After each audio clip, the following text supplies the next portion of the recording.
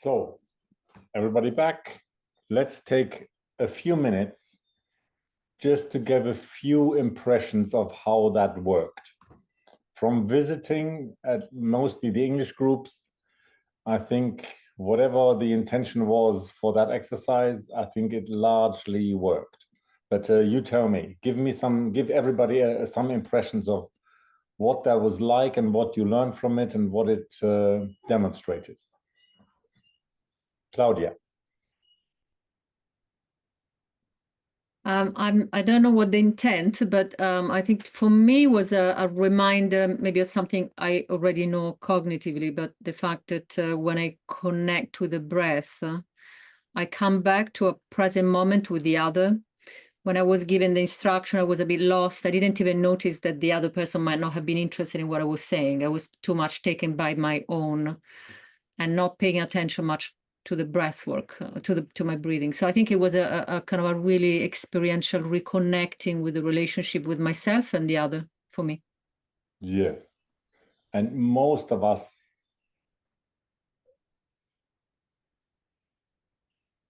find some kind of oscillation between predominantly paying attention to the outside world versus the inner world.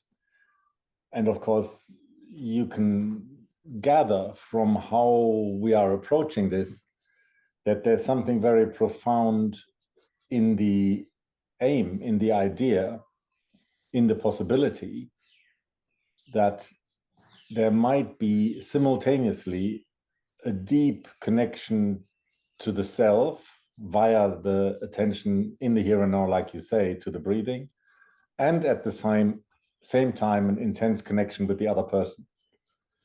And most of us cope with the vulnerable making quality of that by focusing on one or the other. You know, I can sit here and I can pretend that I'm looking at you, but I'm actually just staring into space. But really, I'm paying mainly attention, you know, just to give you a quality of that. It would be like that. I'm looking at you, apparently, but I'm not really looking because I'm really just, I'm more internal. You know, I might as well have my eyes closed. Or the other version would be that I'm really, I mean, I've got you as thumbnails right now, but I'll pin somebody for the purpose of the exercise. Okay, I'll pin somebody. And I'm really just paying attention to you. And I'm hardly noticing what goes on in my body. Yeah? So these are the extremes. And something precious, profound can happen when the two come together. And that's, of course, what we mean by the intimate edge. There's an intimate edge inside, and there's an intimate edge interpersonally, and then they come together. Yeah, great. Thank you, Claudia. Sophia.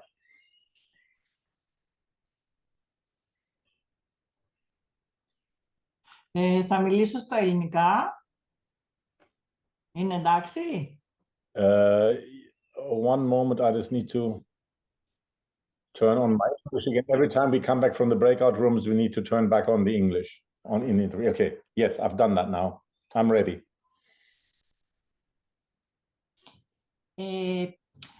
Παρόλο που στην αρχή λιγάκι χάσαμε λίγο χρόνο για να ρυθμίσουμε τα τεχνικά θέματα, ήταν πολύ εντυπωσιακό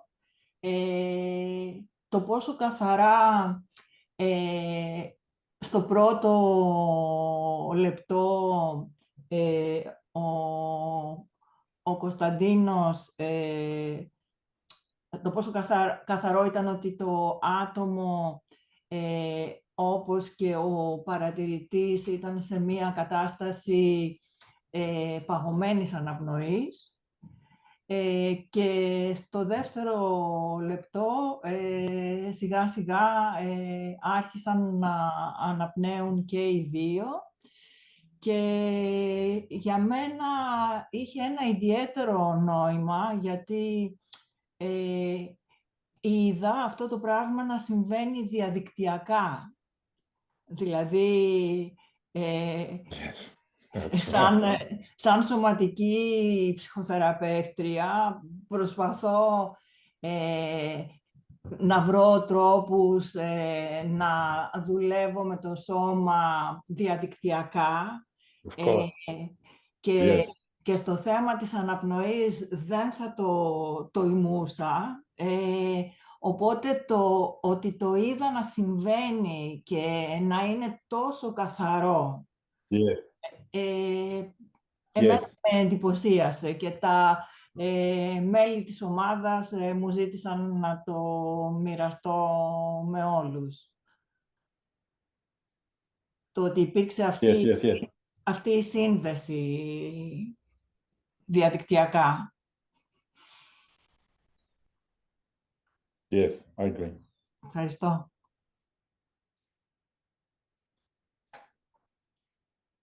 Georgia?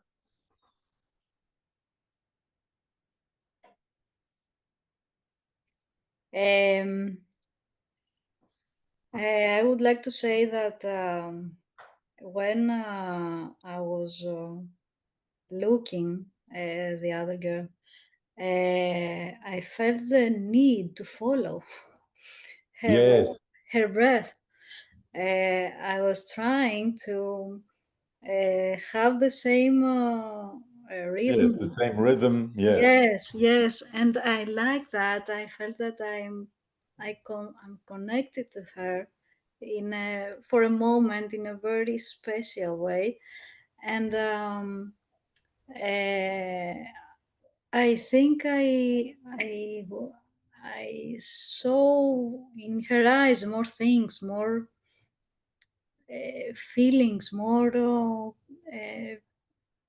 something I haven't seen before while we were talking for Yes. who we are and what we do and all this stuff. Yes. Yes. Exactly. So Yes.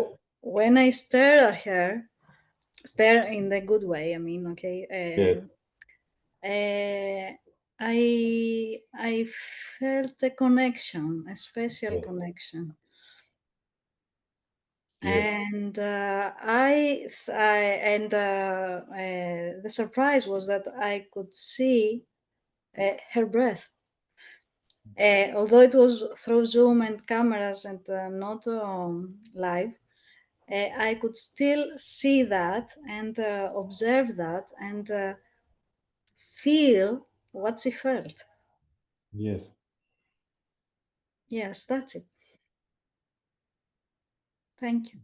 Profound thing. That's a profound capacity, quality that human beings have. And that's exactly why we call it the intimate edge. Yes. Yes, but we can't see Georgia.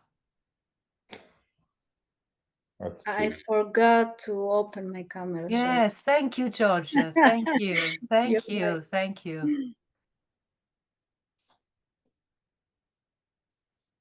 All right, Coralia.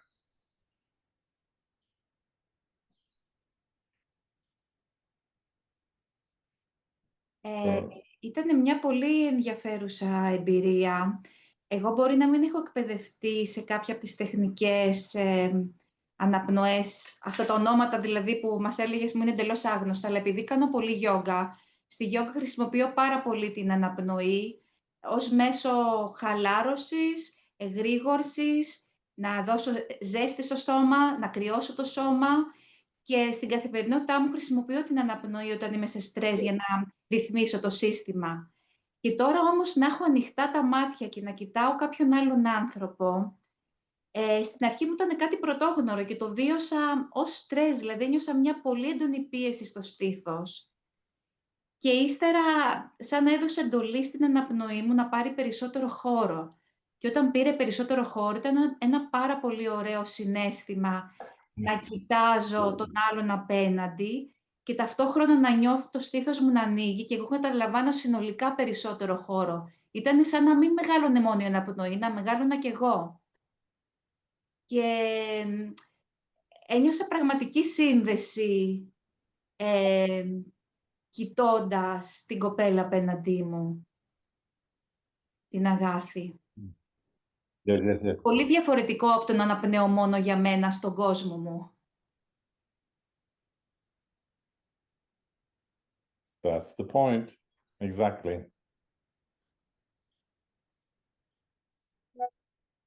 So I'll say a little thing about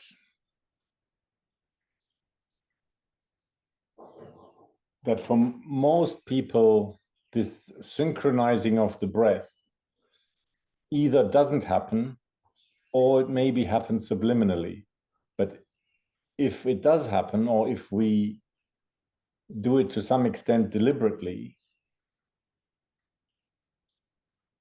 it becomes possible to make some connection or to create some kind of resonance, even with people when they are quite dissociated.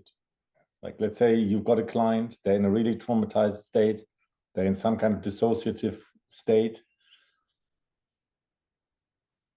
And for many therapists, immediately you feel compelled, you feel agitated, appropriately so in a way, you feel compelled to do something and to counteract the dissociation that you perceive by some kind of activity.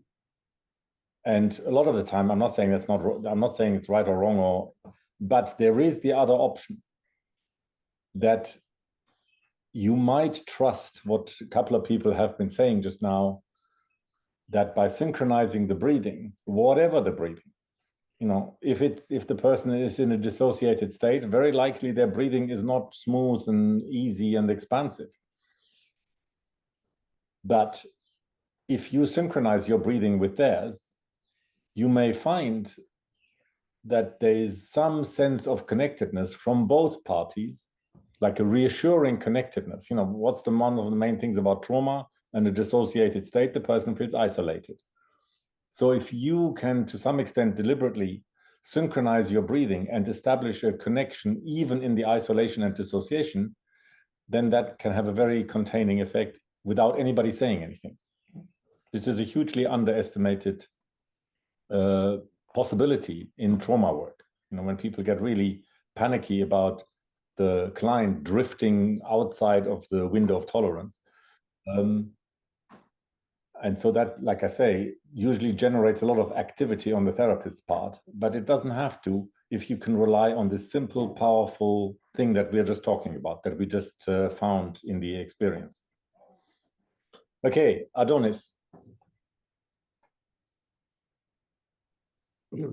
Εγώ παρατήρησα, μου άρεσε πάρα πολύ η επαφή βλεμματική. Υπήρχε μια δυσκολία, επειδή έχω κάνει πολλές φορές βλεμματική επαφή από κοντά. Είχα μια αίσθηση απόστασης, όσο περνάει η ώρα το καταλαβαίνω, από το άτομο. Νομίζω συναισθηματικά ένιωθα μια μεγαλύτερη απόσταση από το να ήμασταν από κοντά. Νομίζω θα μ' άγγιζε περισσότερο.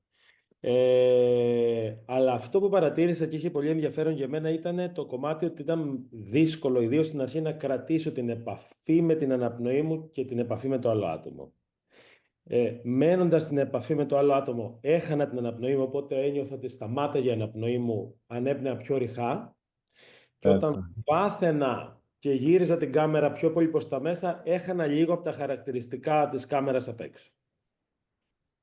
Αυτό ήταν έτσι μια ενδιαφέρουσα παρατήρηση που κρατάω, που στην πορεία λίγο είχε μια ισορροπία, αλλά χρειάστηκε να ανεβάσω λίγο μια εσωτερική ταχύτητα, ίσως για να μπορώ, μια εγρήγορση να το πω, για να μπορώ να παρακολουθώ ταυτόχρονα και στα δύο επίπεδα. Αυτό. Ευχαριστώ. Yeah, understand. Yeah.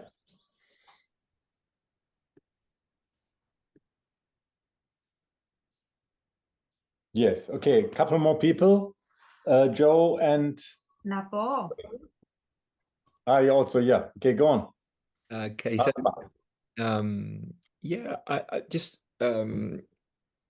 following on from this, like this synchronized breathing, this kind of where the facilitator can breathe with them in empathy and encourage what's already happening more, kind of thing. That was as the facilitator my intention, and and it was very interesting in the discussion afterwards. What was revealed was that when I started opening my mouth, and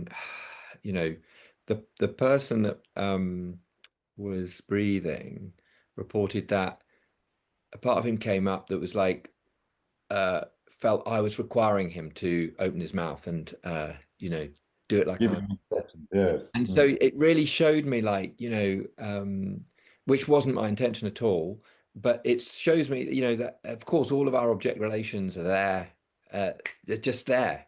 And I didn't know, I had no idea that was going on for him. So as a facilitator, yeah, I don't know that all these things are going on, which would be blocking that process that Yes, I absolutely. think that I'm encouraging, but I'm actually That's right. creating an obstacle here, you know. Yes, that's right. Exactly.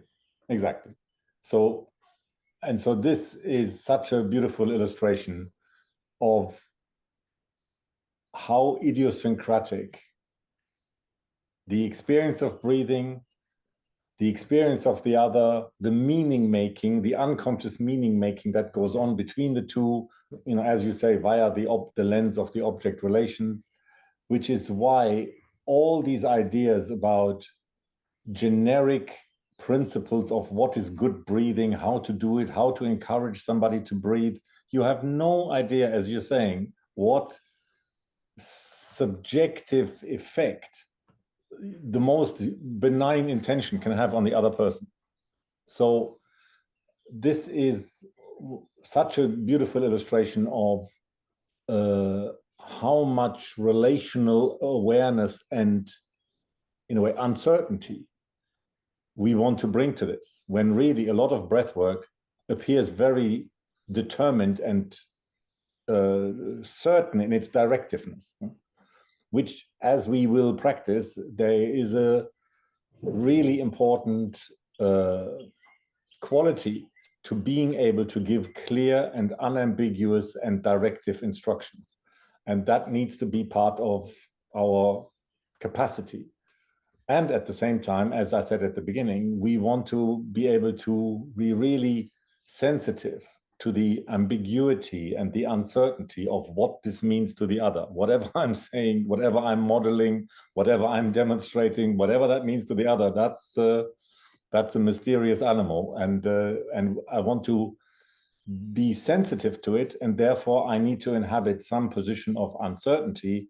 And so for most people, that's just mind-boggling. How can I be a determined, clear, instructional authority and at the same time be this person who is uncertain, receptive, sensitive, open, you know, not at all directive or certain? How can we combine all of those contradictory qualities into the same therapeutic position? Yes. But what you're saying illustrates that we need to, you know, it's really necessary. Even if it appears impossible to the mind, it's nevertheless necessary. And I was just wondering, how would we flush out that kind of information, that relational information, that there's an object relation there, there's objection? Well, you would probably notice, I mean, this is what we need to come around to soon. There is the topic of how do you actually perceive and then assess or evaluate or make sense of your perception of somebody else's breathing pattern. But sooner or later, you would notice, if you are plugged in and resonating in an embodied way, you would notice that it is having the opposite effect on the breathing pattern. And then you think, well, you know, something's happening that wasn't quite my intention. Then that might be the moment to ask a question, like what's going on right now, or something like that. Yes, exactly. Yeah. And again, whenever, you know, these are complications and dilemmas that in breathwork nobody thinks about. But what do you do with, let's say you have the perception, I was opening my mouth, I was doing that with an intention of being inviting and saying, yes, let's not force anything, but let's kind of expand and enjoy. And that was my encouraging invitation and participation. And then they take it as some kind of, come on now, you know, open your mouth also and follow me and copy me. And, you know, this is how you do it the correct way and you're not doing it the correct way and all of that. So that would have a contracting, inhibiting effect on the other person. And then you notice that. And then you are in a dilemma. What are you going to do? are you going to go back to the idea that you're just a neutral presence for them that can give instructions, say, well, look, now you're kind of restricting your breathing there, and why don't you? Then you're falling exactly into the trap that's already you're perceiving is set up. On the other hand, if you say, well, what's going on for you? You now need to notice that you can't presume yourself to be received as a benign presence. So like those of you who've worked with me in psychotherapy, you understand that we can capture that dilemma through an apparently very simple, innocuous question, which is, if I were now to ask the question, what's going on for you? Who am I becoming? Or in opening my mouth already, who have I become when I did that? Who have I become for the other in doing that? And that awareness that I may have an intention, but I may not be received as that person with that intention. I may be received as somebody very different who is now investigating or scrutinizing or, having an agenda. And so, yeah, at that point, whenever you make an intervention based on seeing that gap between what your intention was and how it's being received, again, immediately you're pervaded by the dilemma. Are you going to make the intervention in a more authoritative way? Or are you going to make the intervention in a more receptive way, in an uncertain way, in a more intersubjective kind of authentic relating way? The whole thing is full of dilemmas, exactly. And these dilemmas are no different from the dilemmas that we talk about in psychotherapy, except now that maybe everything is a little bit more intensified through the immediacy of the breathing and the nakedness of the breathing person being observed. Yeah. Yeah, great. Thanks, Joe. There's somebody else who wants to say something. You've got your hand up. I'm not sure your name because you've got your initials, MF. Yes, it stands for Marga Frida. Marga Frida, hello. Yes, you can call me Marga. So a clarification, please, because I'm not sure that I understood. You propose that we synchronize our breathing rhythm with the rhythm of our client, let's say? No. And if so, great, okay, because I misunderstood. So no, what is your proposal? It's an option. It's the same thing that Joe and I were just talking about. The whole thing is full of the complications of human relationship. If you synchronize too much, you're screwed. If you don't synchronize, you're screwed. On balance, you're screwed. No, because synchronizing is like merging. And not to synchronize is like being completely separate and different. And there needs to be some dance. Sometimes you synchronize, sometimes you're different. Something, and is it a good thing? Is it a bad thing? For some people, merging is torture. For some people, being separate and different and separate, like distant, is being distant and cold. So there's no guideline. We just have to work it out. Two flawed humans work it out. Thank you. Aspa.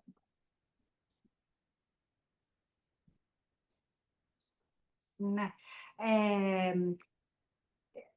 Και εγώ ήθελα, μου ήταν έκπληξη η διεύρυνση που ένιωθα στην βλεμματική επαφή με το πρόσωπο που ανέπνε. Και αναρωτήθηκα, ήταν έντονο αυτό την αναπνέω και με αναπνέει. Ήταν συγχρόνως αυτό. Και όταν σταμάτησε η βλεμματική επαφή και έκλεισε τα μάτια, το πρώτο πράγμα που μου ήρθε είναι με άφησε μόνη μου. Εμένα. Yes, yes, yes. Και άρχισα να έχω αγωνία, λίγο έτσι κάποια ταχυπαλμία. Yes. Παρατήρησα και τώρα από αυτά που ακούω το ότι υπάρχει ένα άγχος να είμαι παρούσα. Λες και δεν είμαι παρούσα, αλλά είναι κάτι παραπάνω, να πρέπει να είμαι παρούσα. Και επίσης αυτό το οποίο έχει ενδιαφέρον είναι ότι μετά στο, Yes, there's pressure. μετά στο feedback η κοπέλα που ανέπνεε είπε ότι δεν μπορούσε να μπει στην αναπνοή γιατί είχε μία σκέψη που την ταλάνιζε. Και μετά αναρωτήθηκα, δηλαδή νόμιζα ότι ήταν δική μου η αποσύνδεση, μόνο δική μου, αλλά σαν να είναι και του άλλου η αποσύνδεση. Και όλο αυτό είναι πολλά ερωτηματικά. Yes, exactly. Και δεν ξέρεις No, it's not enough questions. It's good, it's good. You're doing fine. It's perfect. No, these are the questions. Look, this, like, I don't know how many, actually, I don't have the overview, how many people in this group are really coming mainly, predominantly from the breathwork tradition. But the precious thing about you speaking like this is just how many questions there are, how many dilemmas there are, how many uncertainties there are, how many things do not get paid attention to in simple breathwork instruction.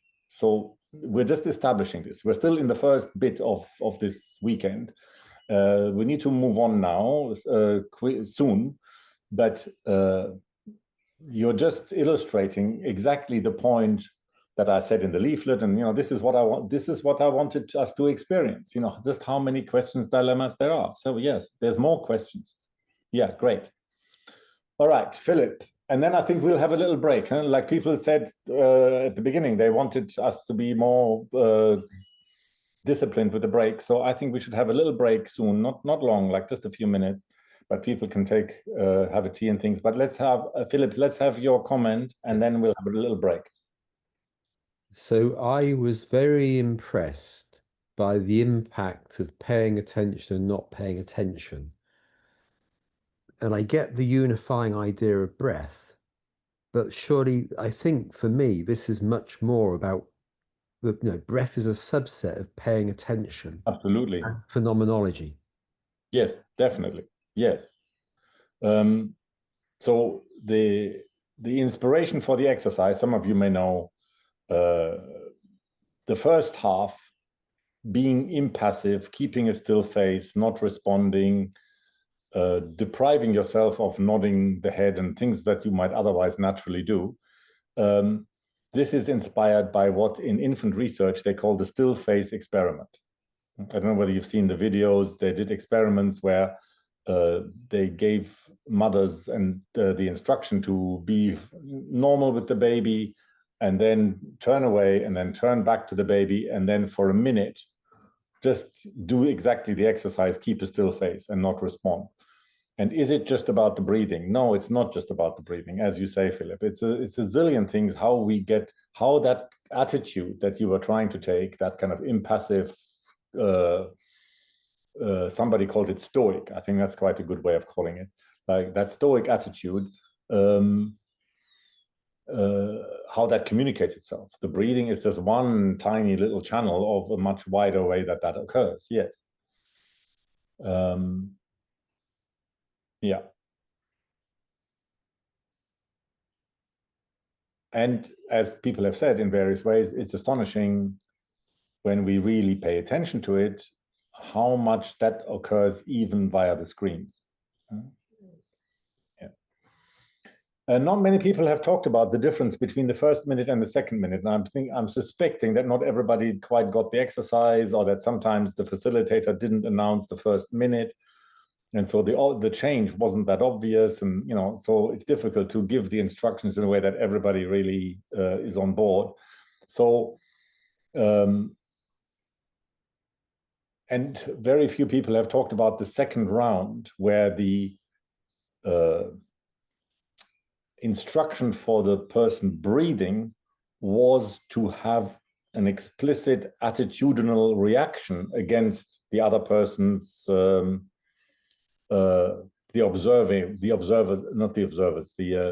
receiving, the therapist's attitude. So not many people have talked about that, but I just want to briefly mention that these things would usually, what we did explicitly in the exercise, these things we can assume usually happen unconsciously. If I in any other walk of life, if I'm a person who badgers you with instructions, you can make an educated guess that they will, consciously or unconsciously, to some extent, they will get stubborn, they will resist, or they will become what in English they call pig-headed. They will, they will react. So it's not a one-sided thing. Whatever instruction you give in the most benign voice and hypnotic kind of induction that you can as a breath worker, an instruction is an instruction, and people react very differently to instructions. But if there's just a stream of instructions, there's very likely that in spite of themselves, the breathing person will find themselves resisting, reacting, getting stubborn, refusing. It's just part of the psyche in reaction to instructions. So the point of the exercise was to make those reactions that people have to each other in ordinary breath work, to make those things explicit, and for us to notice that these things probably go on anyway. And so then for the rest of this weekend, the task becomes, how can we consciously include all of those phenomena? Like you're saying, Philip, there is the breathing, but this is part of a much wider phenomenology. And so this is not something that usually people pay attention to in the talking therapies. This is very underrepresented and neglected there also, which is, of course, why many breath workers say they are somewhat superior or contemptuous of psychotherapy, because they assume that all psychotherapy is talking therapy. And then they think, well, nothing much happens in the talking. It's just talking, left brain talking. And so breath work, many people construct breath work as the embodied antidote, the embodied alternative to talking therapy. But of course, we're not talking about that here. We're talking about really weaving the best of both together. And that requires us to pay attention, as Philip was implying, to the whole phenomenology of the two body minds interacting, and all the relational, like the thing that Joe was talking about, the relational fantasies, and how my intention as the therapist can be really misunderstood and misreceived and constructed via the relational universe and the client's inner world in ways that I can't possibly predict, although I may have some non-verbal cues that my intervention isn't quite landing the way I intended it. All right, let's have one more question, Georgia, and then we'll have a little break. I wanted to ask, when a person feels anxiety or has all these yes, this means this may mean that this may be because of some maybe he's introvert or something, and anyway some character yes, yes, thing, yes. or it's a trauma, it's something be deeper. 99% of the time it's both. Okay. So this is what some psychotherapists talk about or think about, that what we think of as somebody's character, somebody's personality, this is who I am kind of thing, that this is shaped by hidden trauma. And therefore, when people say, I'm an introvert, well, how did you become an introvert? Maybe when you were 3 years old and you were a little bubbly girl in character and you talked to everybody and, and you were the life and soul of the party, maybe you didn't get an affirming, validating response. Maybe to not be celebrated and delighted in, that was to some extent traumatic. You were very expressive as a girl. But now all you remember is that for most of your conscious life and memory, you are an introvert. Well, were you born an introvert, or were you made an introvert by some kind of relational trauma? It's not so clear. So when being an introvert can be something you can born with, or not? Maybe. I have no idea. Okay. Probably a little bit, but generally speaking, in our culture, people underestimate. You see, this wasn't exactly the point of the exercise. But what we can get from the exercise is how all of us, even though we are working in this field, we're not even representative of the general population. But there's a strong sense of surprise how much we affect each other non-verbally and how much we are plugged into each other non-verbally. So now imagine being a child. You have the same thing. You have the same sensitivity.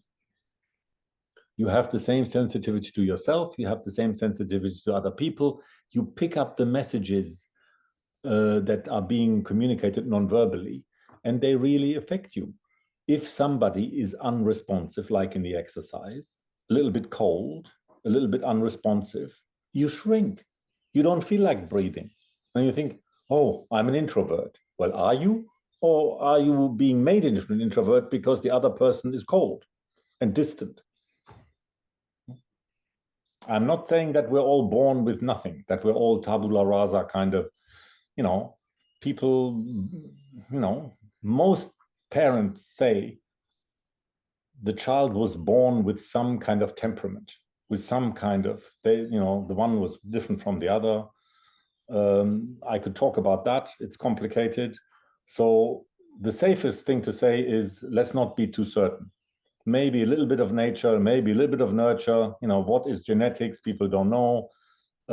People hugely underestimate the relational messages that a mother is giving to her fetus in the womb. People don't think about this, but the mother has fantasies about the baby. So she's giving messages. Her blood, her energy is giving messages to the fetus long before the baby's born. So is the baby an introvert at 4 weeks in the womb? Well, maybe the mother is already giving messages. So is it genetic? I have no idea. Let's be uncertain. All right. Let's have a little break.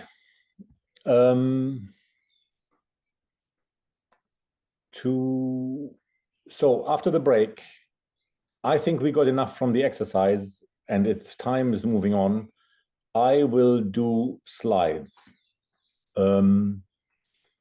After we come back, I will try and take you through the slides of the basic principles, building on everything we've said so far. I will now try to really make it relevant to how we're going to be experimenting for the rest of the weekend. So it's the main focus, the main purpose, the main aim is to be practical, but there will be some theory involved. All right. Okay. Anybody want to say anything before we launch into the slides? Any processing, any comments, any further thinking?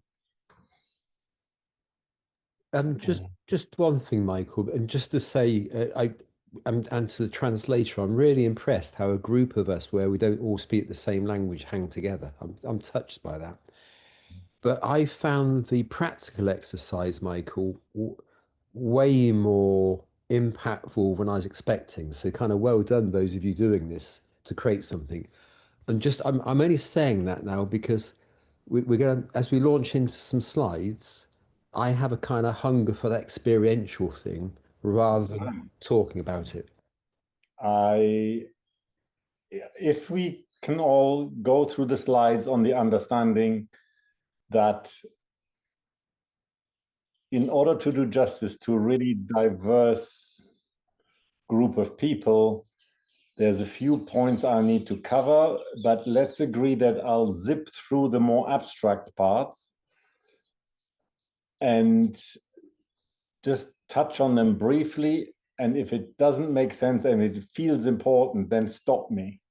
Otherwise, I'll zip through the more theoretical parts and linger on the parts that are much more relevant to the next practice round. Because I'm in the slides, I'm integrating the two. I'm saying some theoretical general points, largely from, some kind of, there's a bit of philosophy, then there's mainly psychotherapy, psychotherapeutic understandings. Some of them we touched on in terms of, what is character and how does character get shaped early in life. That's not, we do need that as a shared understanding when we encounter limitations, interruptions, blocks in the breathing. And we need to, as we said, they have a meaning, and then we need to have some kind of framework for that meaning making. Anybody else want to say anything? We want to maximize the experiential, as Philip is saying, but there's no point unless we really have something to both to observe, but also for those of you taking the role of therapist, we need to, because it's unusual, the integration of paying attention to the breathing and the psychotherapeutic perspective, we need to have some kind of markers for you to pay attention to. All right. Anybody else? Otherwise, I'll launch. Yep. All right. Looking at the chat. Share screen. Here are the slides.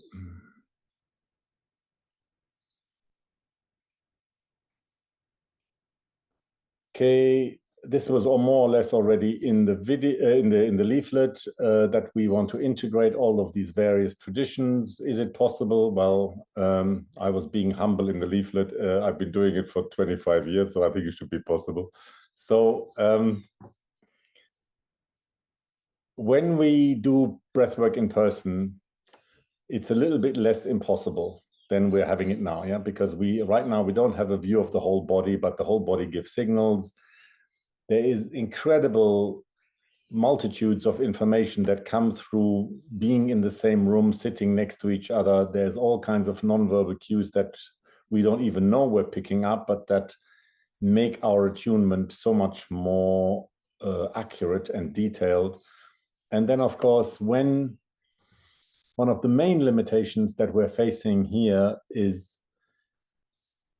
when somebody's breathing appears, let's say you're the therapist and the other person's breathing appears restricted to you. How do you do this whole translation process of having a perception, articulating it, putting it to the person, them understanding it, them receiving it, them understanding it as a benign, helpful, intended thing? You know, there's many, many barriers. Whereas if somebody is, you know, like something that, actually, I'll just stop, I'll just demonstrate, put me large on screen. You know, very often what happens is that somebody's breathing, there's more intensity, and they go a bit like that. Imagine they're lying down, but they're going a little bit like this. They're arching the neck, yeah? And how many times can you say, don't arch your neck? Notice your neck. Notice what's happening in your neck. Your head is bending a bit backwards, seems to me. You know, some of you are smiling, I can see. How many ways can you have of saying it?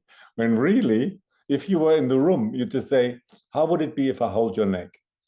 And then you just sit behind them and you hold their neck. And the information in that touch and in what the information you receive from holding their neck, but more importantly, the information they receive from having their neck felt by you and having your touch reflect back or draw attention to what was going on in the neck in the first place. Why does you saying it to them, saying, it looks like you're arching your neck a little, does that feel like that? Can you feel that? Is that true for you? You know, you can sort of approach it gently, giving feedback. But one of the problems is that to them, a lot of the time, it feels normal. So you're drawing attention to a habitual restriction in their body around the breath. It might not make that much sense to them because to them it's normal. That is the pattern. That's the habitual nature of the pattern. So there is a real limitation in having to talk about it, when really, ideally, you just take route number one and you touch, and then the whole thing is much more obvious and much more varied in the kind of information that passes back and forth. So we don't have that. So, which is crucial, really. if you want to, if there are deeper layers of regression that you're going to access, then being in the same room and having the possibility of touch, all kinds of touch, you know, you can have touch just to bring awareness to a part of the body, or you can touch because it's really tight and tense and the person cannot actually feel the neck because the muscles at the back are so tight. Then maybe you press them, you squeeze them, you know. Like there are some bodywork approaches where it's actually quite painful when they touch and massage and, you know, palpate. It can get quite painful. So there's a whole, and then there's touch more as a kind of supportive thing, or a holding or a containing thing. There's a million ways of touching. And we don't have that. So we have to, on screen, take the route of verbal articulation, and some of it is really limited when it comes to those more primitive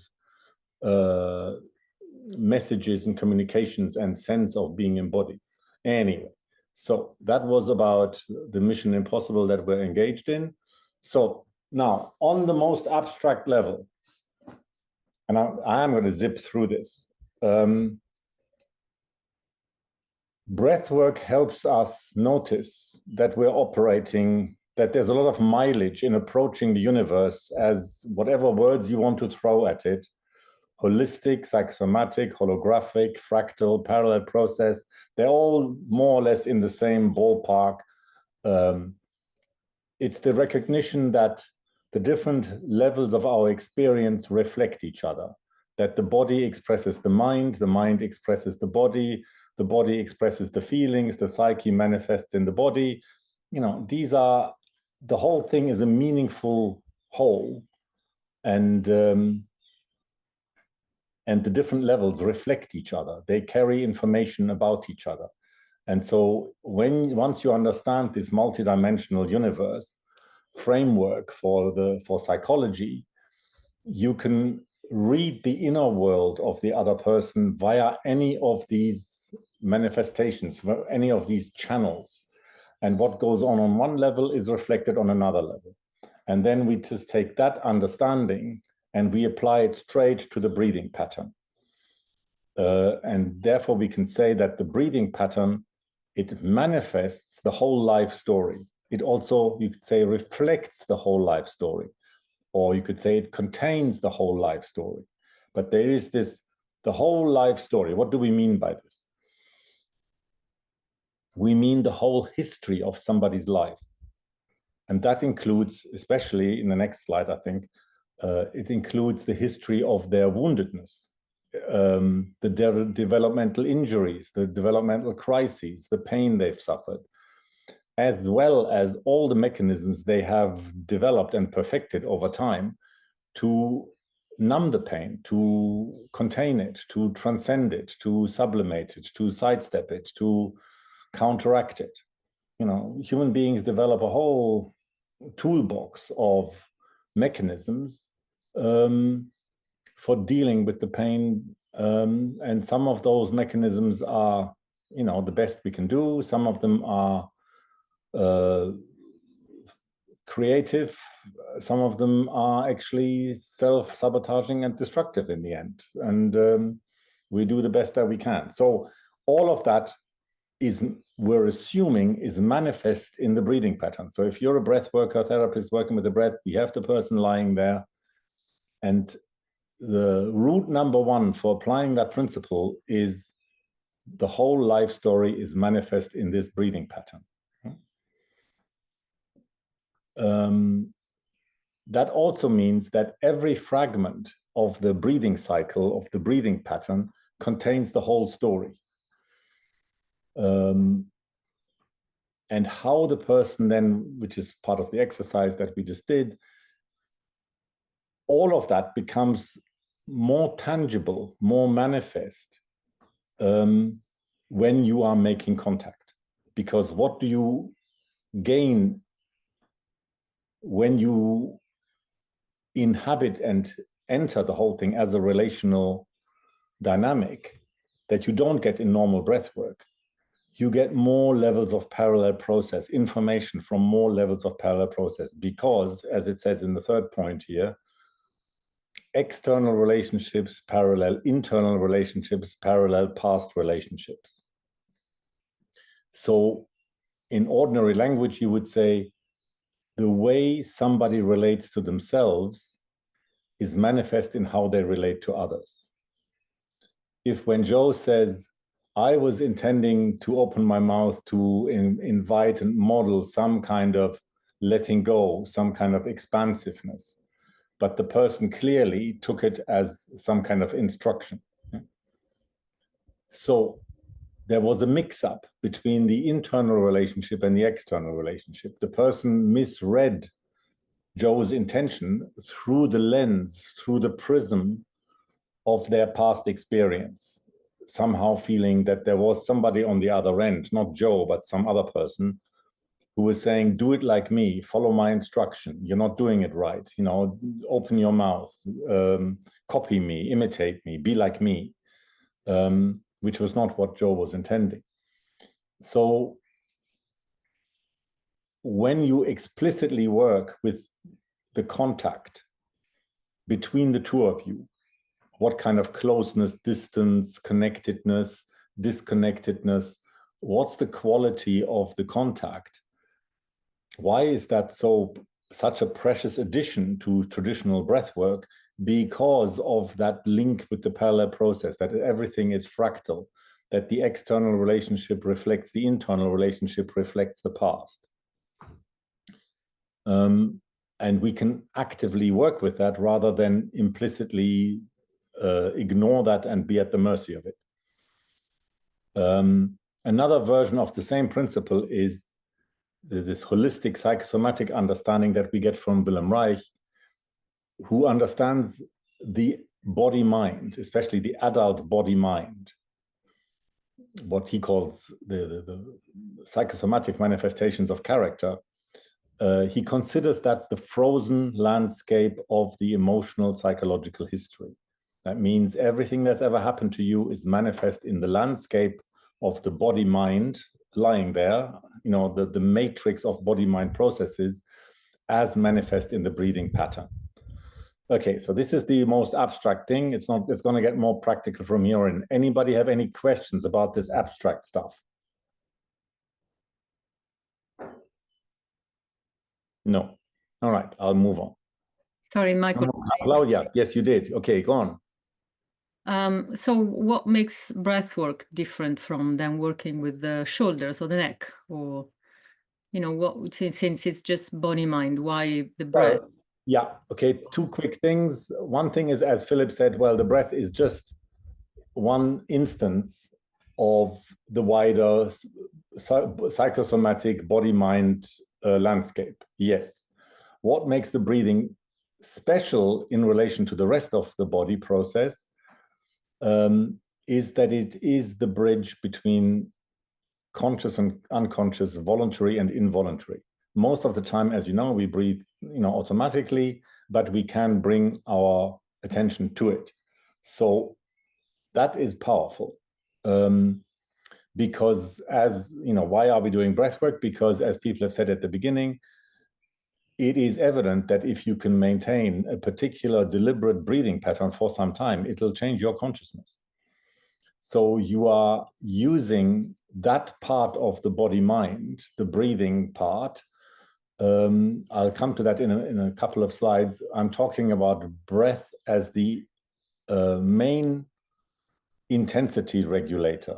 You know, it regulates the intensity of experience, up or down.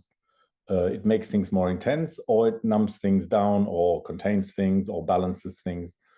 It's the main intensity regulator. And that's why doing any kind of breathing with any degree of discipline or continuity, it will affect your state of mind and the state of the body, the internal state of the body-mind. So is it different, precious, extraordinary? Yes, in terms of the body process, breathing is more crucial, more central, more significant. But on another level, it is just one more manifestation of the whole, what in trauma therapies they call the bottom-up process. You wait, You pay attention to the body, the sensations in the body, the movements in the body, the gestures of the body, the posture of the body, the spontaneous body process. You wait for it to emerge and manifest, and that's what we call it, emergent bottom-up process. And the breathing is a part of that, is connected to that. And that, of course, is a good chunk of what gets neglected traditionally in the talking therapies. So when breath workers say, well, you know, therapy doesn't work, what they usually mean is talking therapy doesn't work. And we have this whole other realm, this whole other universe that we bring to the process, which usually gets neglected. Yes, it does get neglected if you think of the talking therapies. Those of us who are Reichians or have any kind of body-oriented training, you know, it's not quite as true because we've been working with the whole body process for decades. Okay, I'll leave it there. The body-mind as the background landscape in breathwork. So this is an unfolding of that previous point that I said, you know, this kind of Reichian understanding. Wilhelm Reich was a student of Freud. A bit more specific, and we do need this because when there are interruptions in the breathing, we are then working with body-mind fragments of experience, with body-mind blocks, tensions, obstacles, sensations. We are working with fragments of the client's stream of consciousness in terms of their body-mind experience.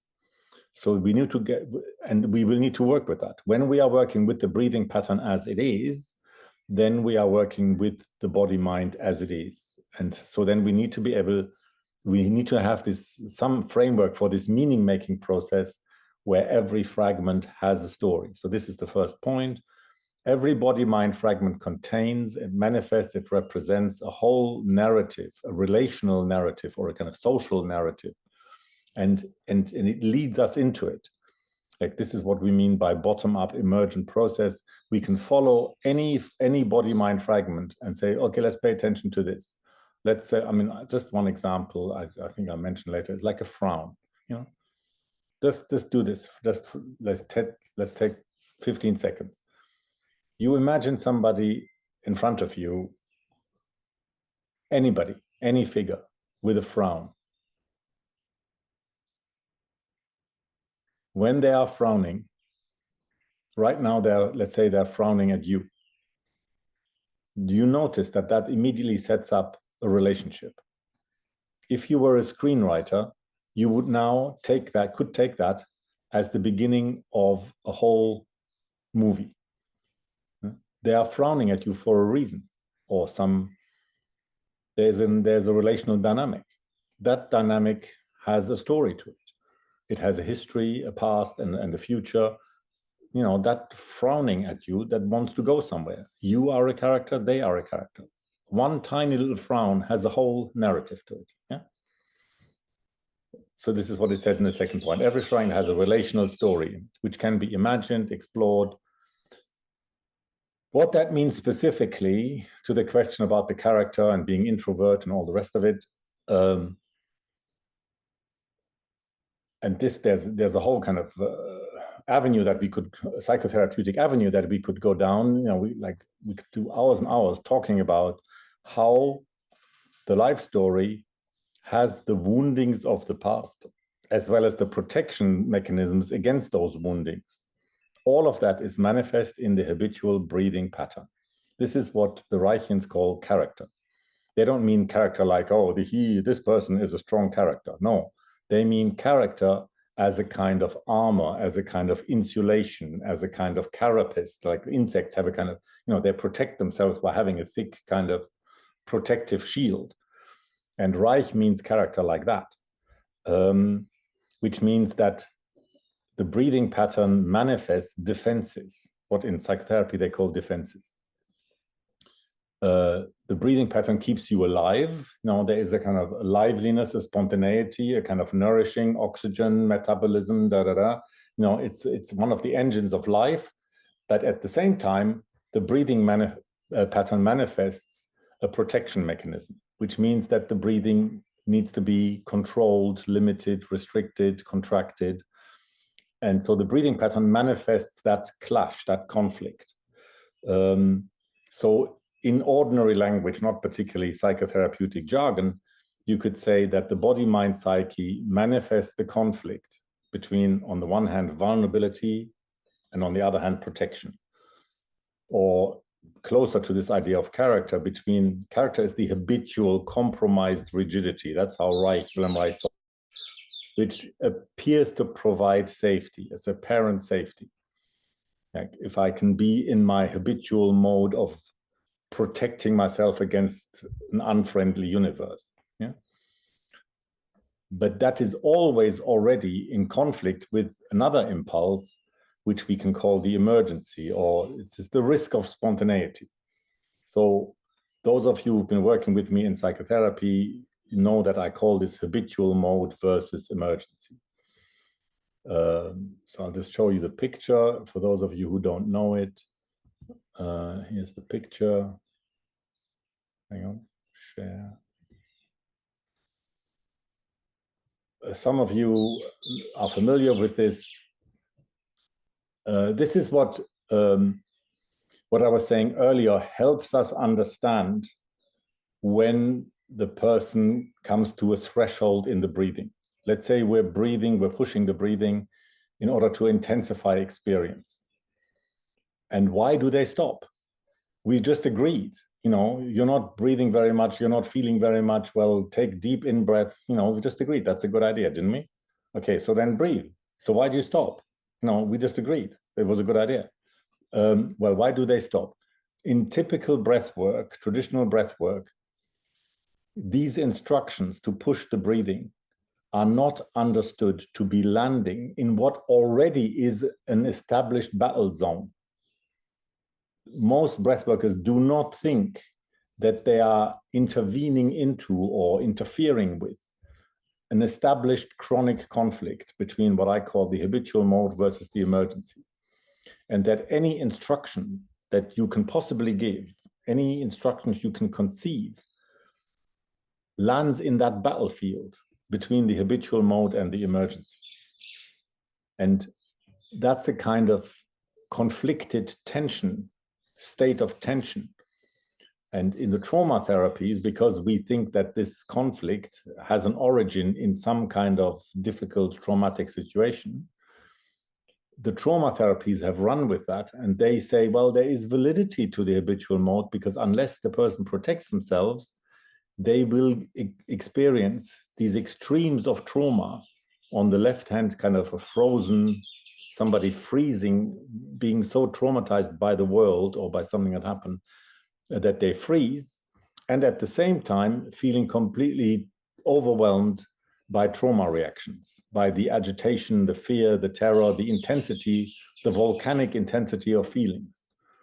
And so we can understand this conflict that the person has in front of you, the habitual mode versus emergency, as the kind of bearable window of tolerance version between these unbearable extremes of frozenness versus overwhelm.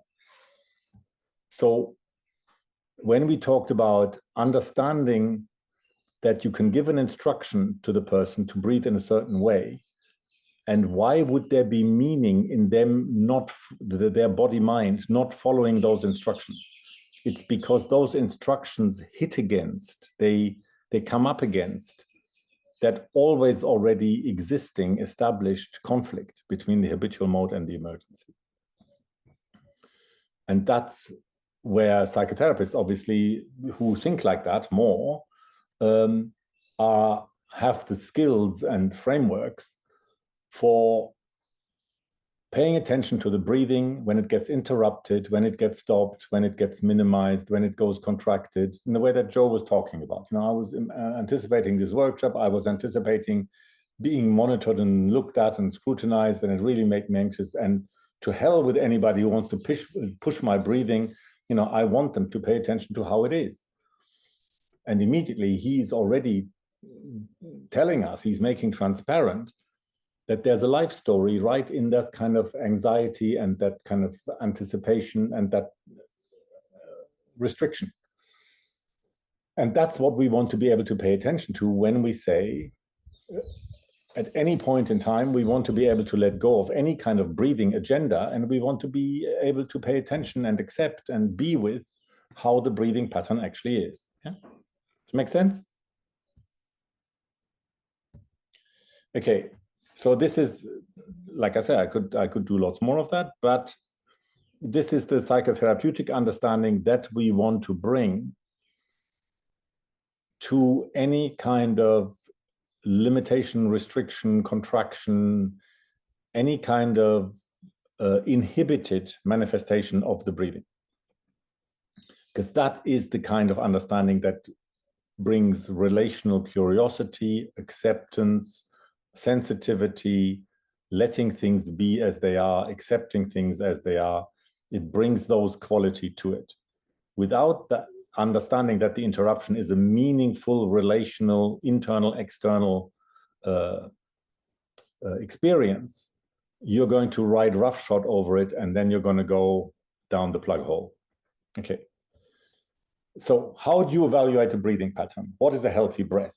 Yeah, like I was talking earlier with I think Evangelina about, are we trying to improve things? Are we not trying to improve things? How can you accept what is, especially when you're confronted with a really traumatized person and they're miserable and suffering, and of course they want to improve things.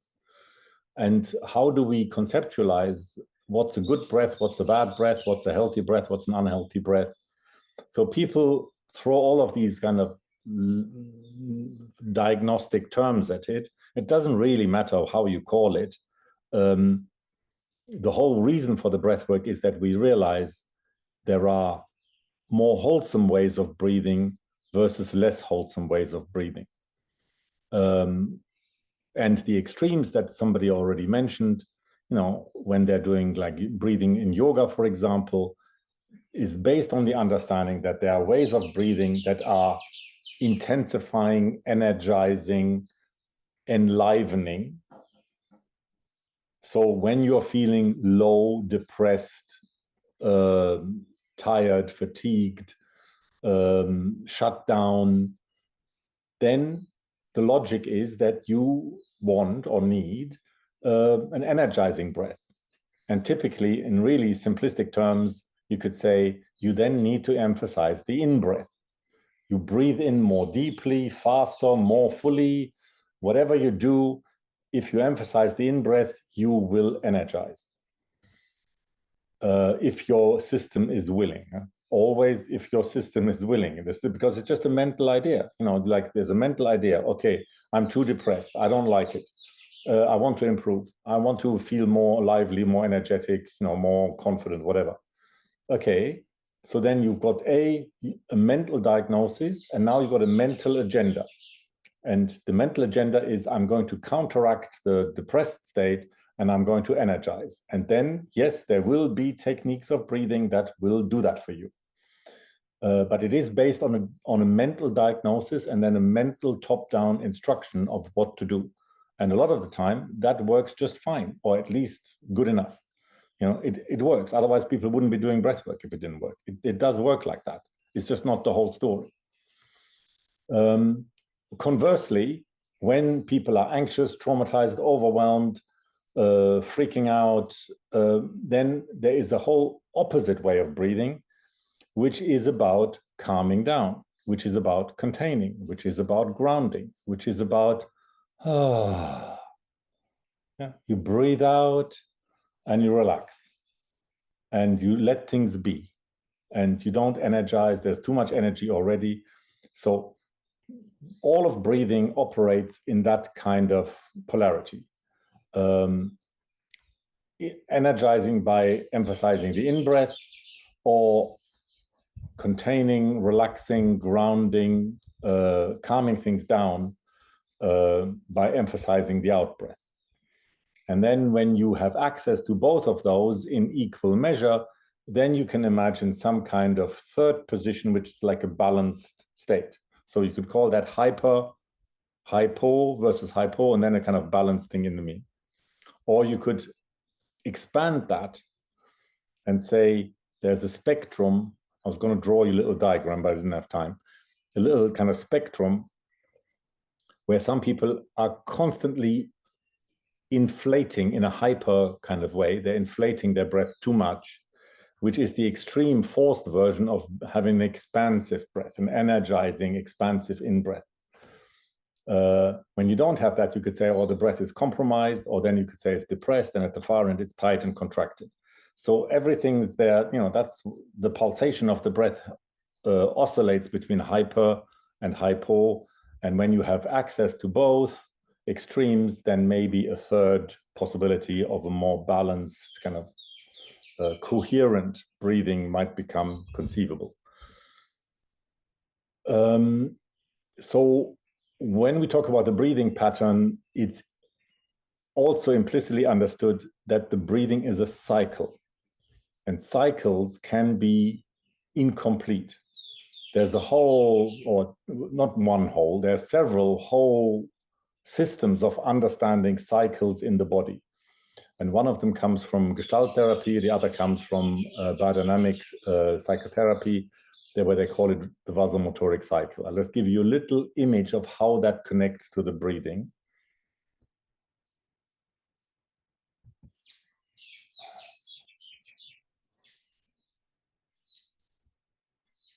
Here.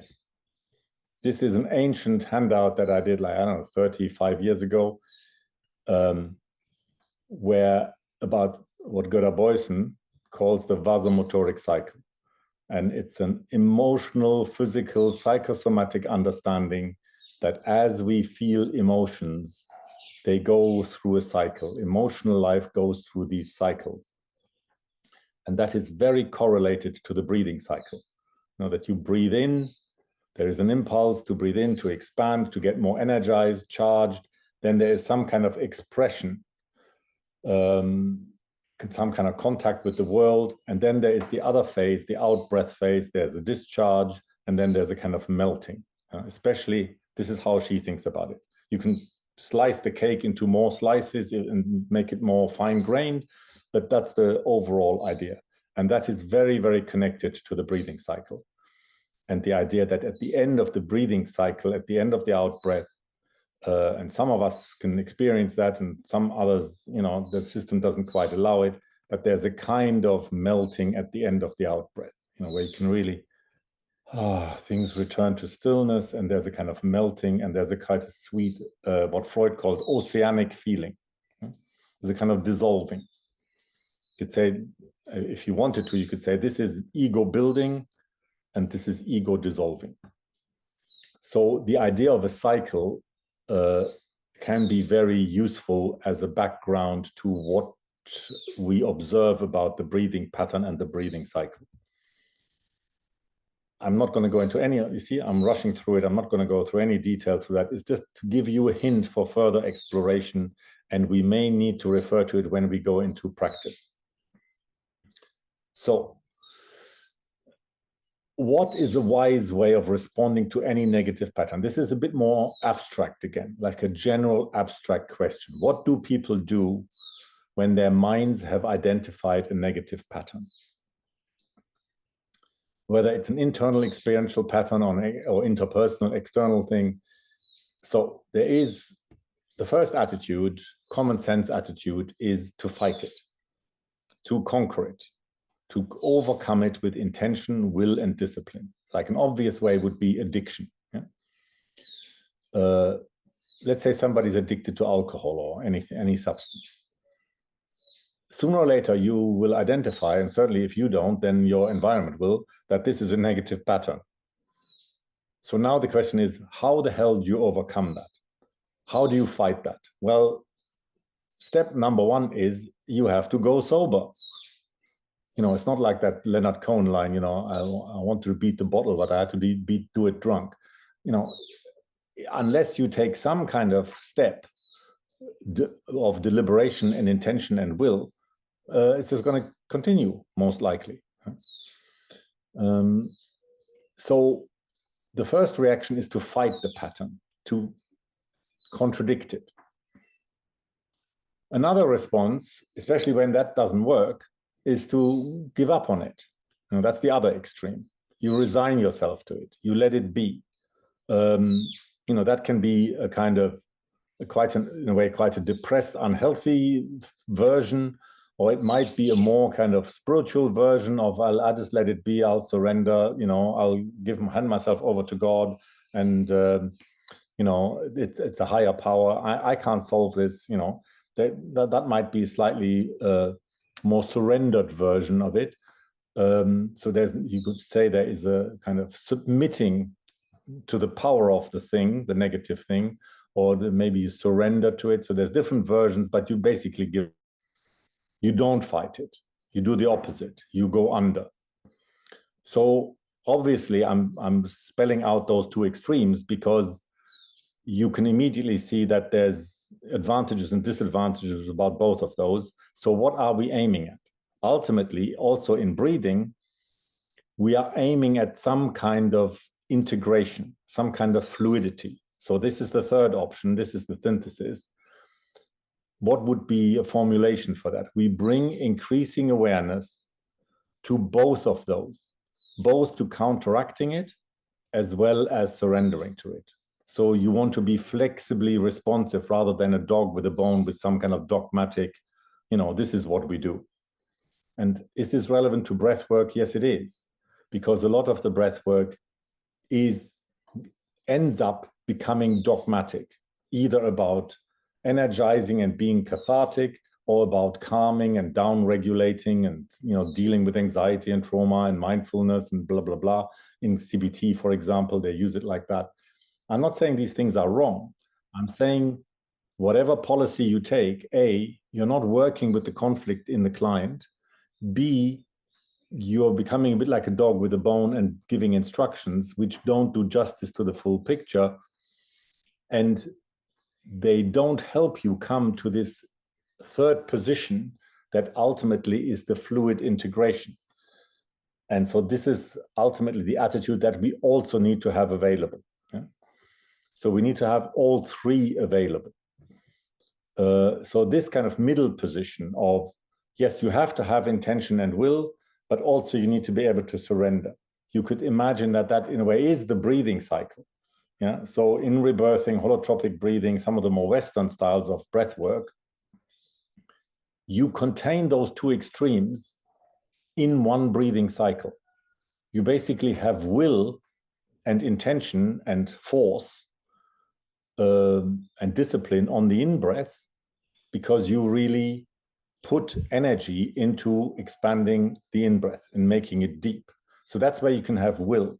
But then on the second half of the cycle, you let go. You just let go. You don't do anything on the out-breath. You don't force the out-breath. You don't push the out-breath. This is typically the instruction. So you can see that in that instruction, there is that wisdom of that third position.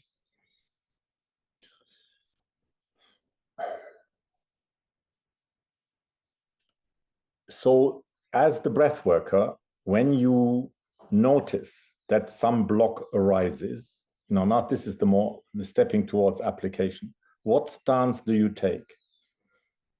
Deep down, you notice that the client's breathing pattern is blocked, interrupted. There are certain thresholds. They have been breathing for a while. There is an intensification. Things get more energized, but then they come up against some kind of threshold. In traditional, all kind of various versions of breath work, the instruction basically is just gently reminder, keep breathing. Okay, pay attention to the in-breath again. Go back to breathing. Go back to the instruction. Go back. And sometimes that works. That's good enough. Sometimes nothing more is needed. However, we're then not exploring the meaning of the interruption or the threshold. And the deeper attitude that I want to take is that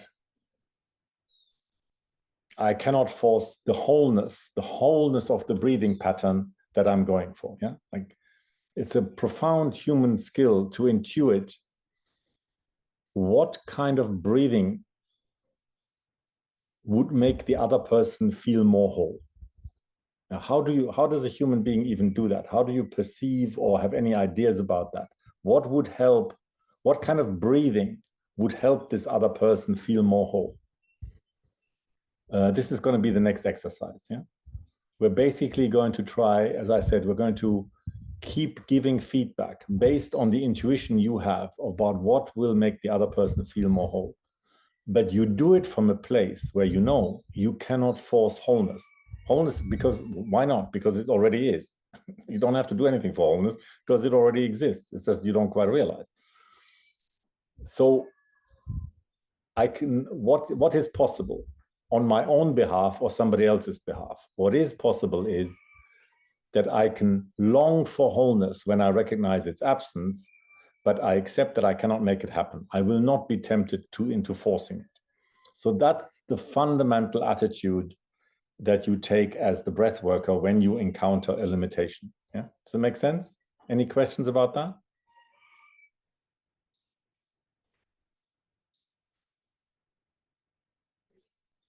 So more practically speaking, and this is now relevant, if in the next experiential piece of work, you end up as the breath worker therapist, how do you give feedback? How do you formulate invitations to the other person? You have a sense of their breathing, and now your task is to help them make the breathing more wholesome for them. How do you do that? What do you pay attention to? And how do you formulate that?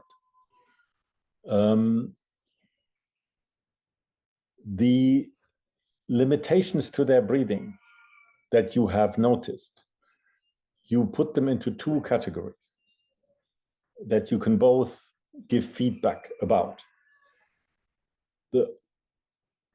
The first thing is the charge of the contact between the two of you.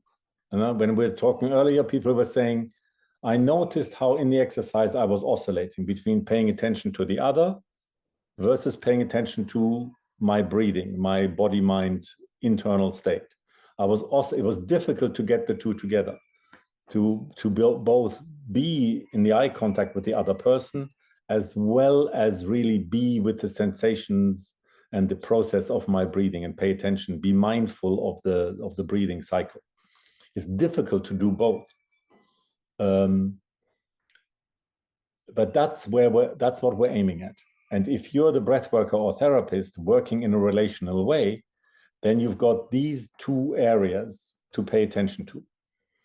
What we can call the horizontal charge, which is between the two of you, and the vertical charge inside the client.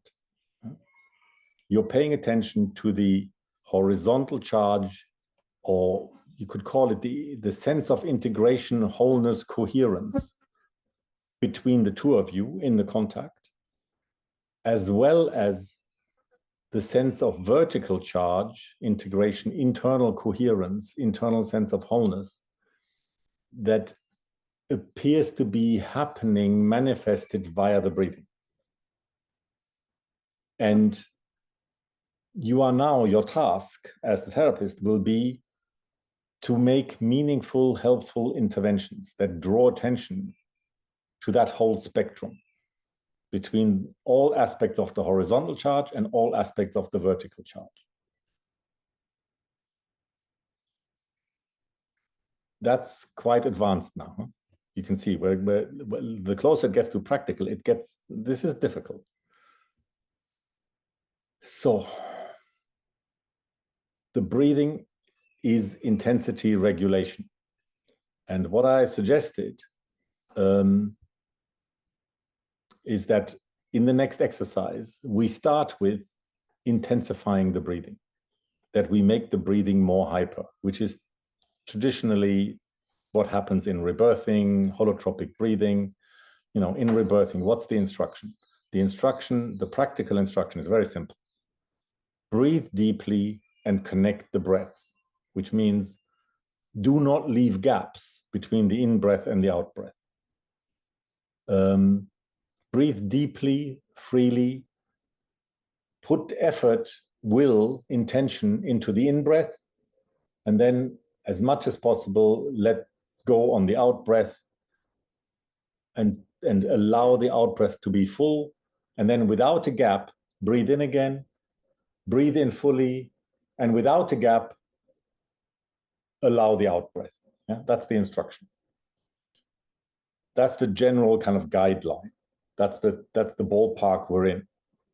Your task as the therapist, breath worker, will be to fine-tune that, to fine-tune that to the actual human being in front of you, depending on what kind of internal state they are in and what actual breathing pattern you encounter.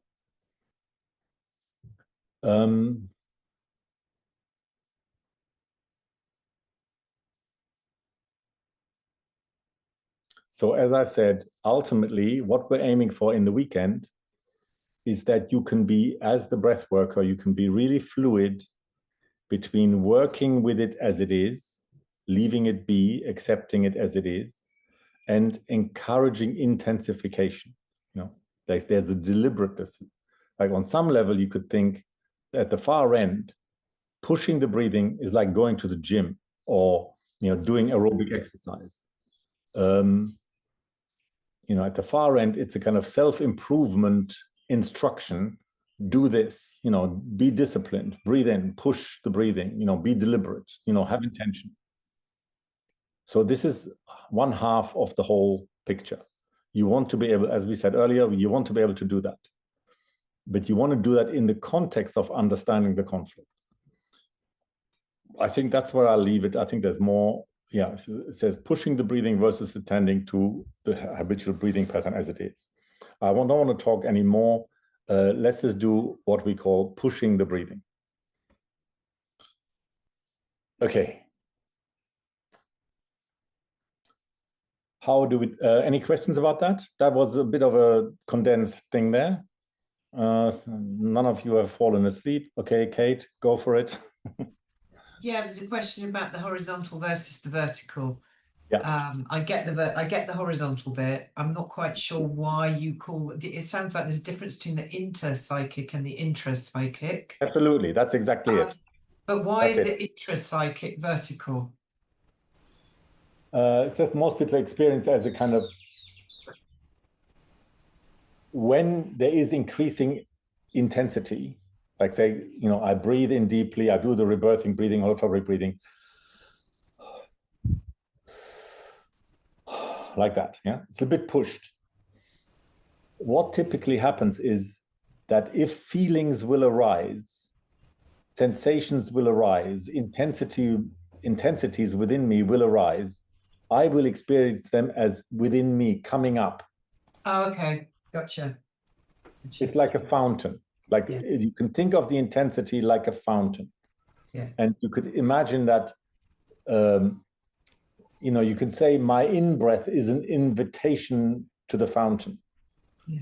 You could say, you can call it invitation, you can call it pushing, you can call it, subtle differences in attitude, but there is intention. And the result of it is a kind of vertical wave. And I'll say one more thing about that. Those of you who've worked with me know that this is quite a profound metaphor. Imagine the ocean. Trauma is a high tide. When trauma happens, it's an intense, acute high tide of experience, which is sort of physiologically accurate because you are flooded by what Candace Pert calls information molecules. You're flooded by hormones. You're flooded by adrenaline. You're flooded by, there's literally a biochemical flood that becomes overwhelming, like a tsunami of biochemical activation. And trauma happens when that activated tsunami doesn't find its appropriate outlet. You don't scream, you don't run, all of that energy that is being prepared as a kind of flight, fight reaction is not being used, is somehow blocked. The cycle is aborted.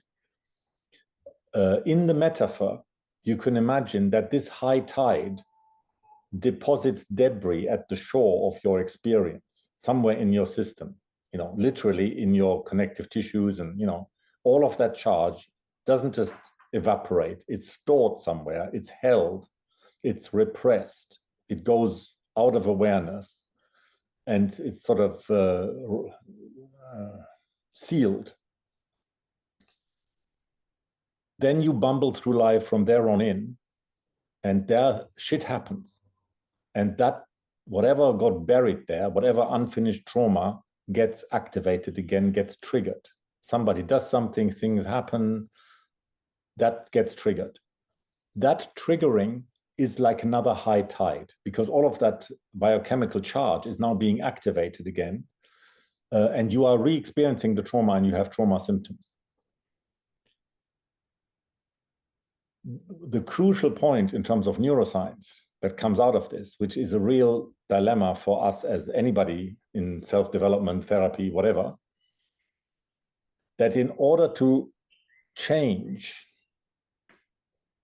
an established pattern like character or, you know, contraction or paranoia, or the neuroscientists have told us that in order to change any established negative pattern like that, anxiety, paranoia, difficult thinking, obsessions, addiction, whatever, it needs neuroplasticity. And one of the main conditions in order to generate, to establish neuroplasticity is you have to have a high tide. You have to be activated. It's in emotionally charged situations that change happens. You cannot just think about it and meditate about it and without the activation. You need to be in the embodied experience of the high tide. And breath can do that. If you emphasize the in-breath, it can do that, which is what Kate was saying earlier. You know, we know that when you do release work and when you do breath work, stuff comes up. Trauma that people had forgotten about re-emerges. This is when all of that unfinished, the charge of all of that unfinished cycle gets reactivated. And we're not just doing breath work to feel happy and to feel energized. No, most of us intuitively recognize we're doing breath work because it brings stuff up, but it also helps us to generate the conditions of neuroplasticity that will then transform it so it's actually processed and dealt with. So this is going to be your task.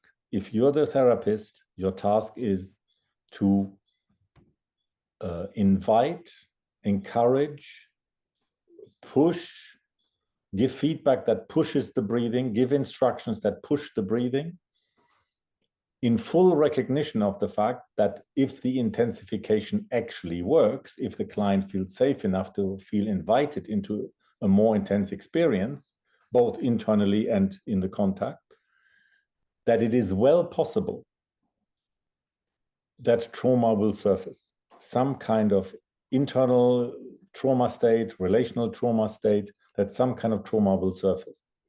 It doesn't have to. If the person intensifies their breathing and they look at you and they have a profoundly intimate experience and they feel transported into some kind of altered state of consciousness that they experience as lovely or pleasurable or exciting or deep, that can happen. We're not requiring trauma, but if it does emerge, you want to be sensitive to it. And so then you need to, then you're in the dilemma, are we going to stretch the window of tolerance and push further? Or is the arising intensity and the trauma that comes with it on the back of the wave, are we going to just pay attention to that and process it? Because now we have got it activated and now we've got neuroplasticity to integrate it. But typically, as they say in trauma therapy, you don't leave the person to their own devices. Yeah? When a person is traumatized in trauma therapy, they say one of the features of trauma is that they cannot regulate. The person cannot auto-regulate. They don't self-regulate. They need what they call interactive regulation. That means they need processing with another human being. So that you want to be available for that thing. So there are these two branches of your task: to push the breathing, to invite a kind of intensification of the breathing, you pay attention to how the person's system, whether their ego is willing or not willing or partially willing, it doesn't really matter. You pay attention to the whole system and sees whether the whole system, the whole body mind comes along for the ride, for the invitation. And you pay attention to the limitations and blocks, and you respond to them. You feed back about them. You engage with the blocks and say, okay, keep going. Look, but like, how about, I noticed that you're, like I said, arching your neck, or I noticed that the in-breath isn't quite full. How about you expand the in-breath to reach all the way to the shoulder, to the collarbones. You give invitations, instructions like that are oriented towards expanding, energizing, intensification. But when then something does arise, you are available to be with that, to process that. Like if there's trauma arises, you relate to the trauma. All right, that's it. Gina. Just to clarify, so we're not looking at down regulating at all. It's either we're correcting. No, you do. Like when the trauma arises and there's the intensity, and you can feel, the person can feel, you can feel that trauma experience is present, something unbearable, something the person says, this is too much, I feel too much. Like there's too much shaking, for example. Yeah. And then in the first instance, you say, what's the problem with shaking? Shake. That's fine. I'm here. I'm right here with you. Keep breathing, keep shaking. And then they keep breathing a bit. And then the shaking intensifies. And then they say, I've never shook like that. I feel out of control. Then you say, oh, what's the problem being out of control? Be out of control. I'm right here. Let's be out of control. Most of life is out of control. It's just you're experiencing it intensely now. Keep going. And so you're encouraging like that. But at some point, you will find that your encouragements, they don't do it, because the person is really in some extraordinarily overwhelmed state, regressed state, or something like that. Yeah. There comes a point where you feel, okay, tell me, what's it like? It'll become more differentiated. The block, the fear, the trauma, what does it remind you of? You then get interested in what is the overwhelm. And of course, you're also interested in who is on the other end of the overwhelm. Yeah? Who is the overwhelming character, figure, person that is relationally implicated in the overwhelm. Yeah? But that is the point. There comes a point where you then, by interactively regulating, you effectively down-regulate. Yeah, so that was my point. So it's the interactively co-regulating is what we're looking, but we're not looking to do breathing instructions to calm it. That was what no, because this you might need to do that. You might want to do that. Okay. No. Okay, that's clear. Imagine that when you let's make up an example. Okay, so the person says,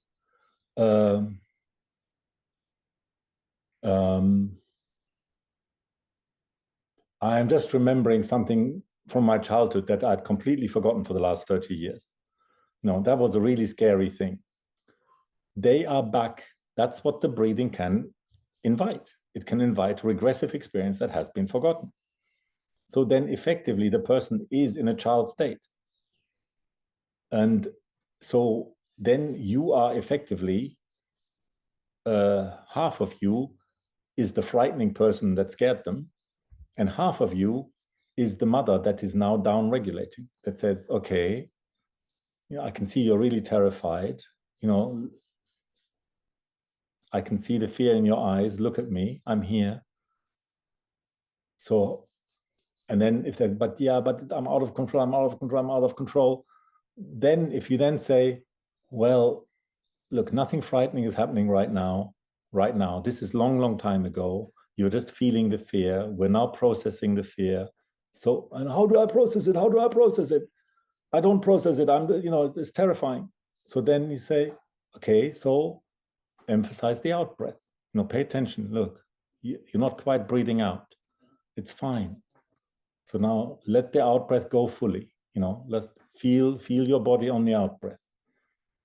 You are actually fine. You have survived. Notice you have survived. This was a long time ago. So then you're down regulating and using breathing, using the down breath to down regulate. Yes.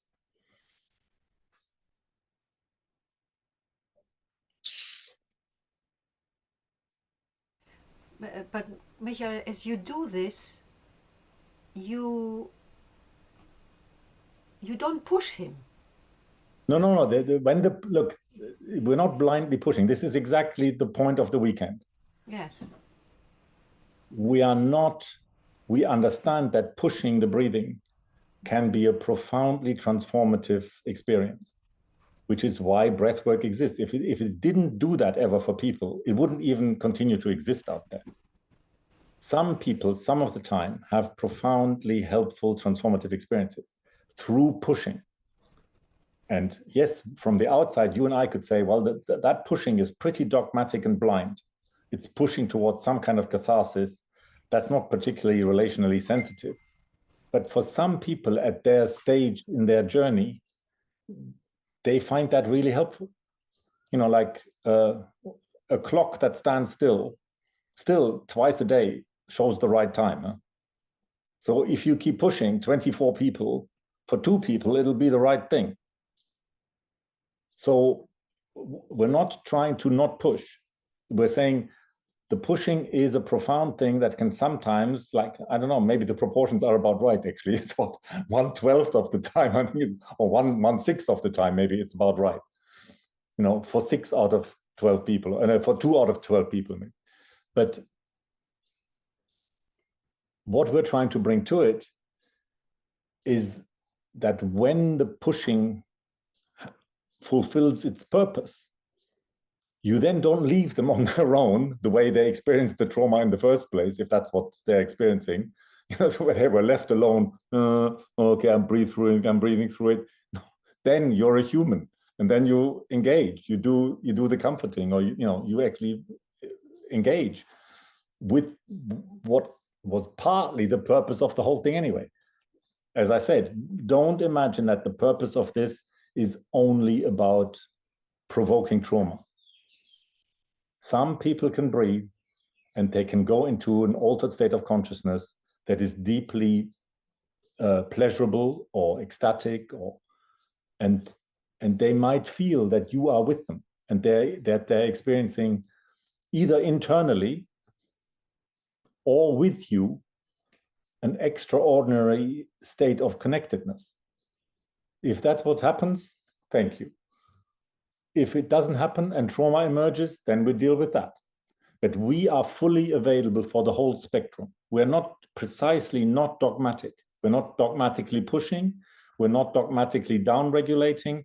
We don't do dogmatically Western breathing. We don't do dogmatically Eastern breathing. We're not dogmatically relational in terms of, you have to pay attention to me. If you want to disappear inside yourself, that's fine by me. You want to be available for the whole spectrum.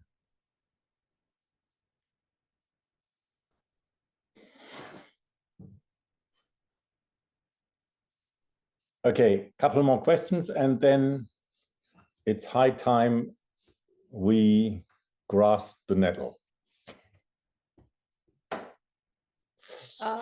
I understood when you were talking about horizontal breathing, when it's like something emerging, but I didn't understand, sorry, vertical. I did not understand horizontal. Like horizontal. I can't think of it.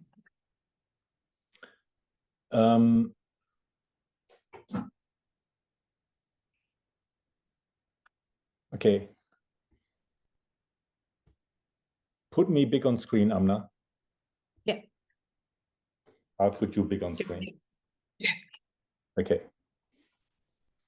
So tell me, what's your breathing pattern right now? It's a little fast and shallow. Can you, Dimitris, I can't see her. Can you help me? I want to see. No, I don't want to. It's not about me, this thing, you know. I don't need to be in the spotlight. Okay. All right. It's a bit fast and shallow. Mhm. Okay, let it be fast and shallow. Okay. You looking at me? Yeah. Whilst it's fast and shallow. Mhm. What do you see? Whilst it's fast and shallow. I can feel my heart rate. You notice how the eyes went away? Like everybody. Her eyes went away. Did you notice that? These are the kinds of things you want to catch, yeah? These are the interruptions. This is a horizontal interruption, yeah, in the contact. What does he want me to say? Something like, I'm just speculating. I'm just making up stories now. But my fantasy is there was a thought process with, oh God, now he's putting me on the spot. What does he want me to say? What's the right thing to say? Yeah, maybe something like that. Could be. Yeah. Okay. Were you aware of what that was? I was just thinking, what's exactly. going on? One of your favorite occupations in life. Yeah, thinking about things. All right, there you go. Okay. What were you thinking? What was the precious mind thinking? Tell me. Well, you asked me what's going on, so I was just thinking what's going on for me. How do you figure out what's going on? Not by thinking. You don't figure out what's going on by thinking. Thinking happens after the event.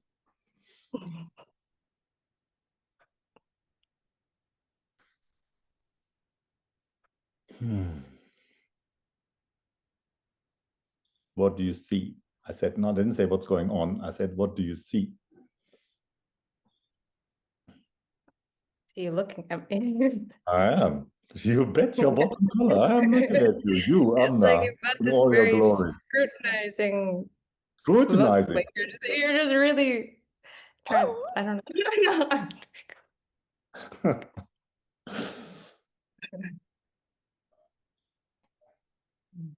I'm not scrutinizing.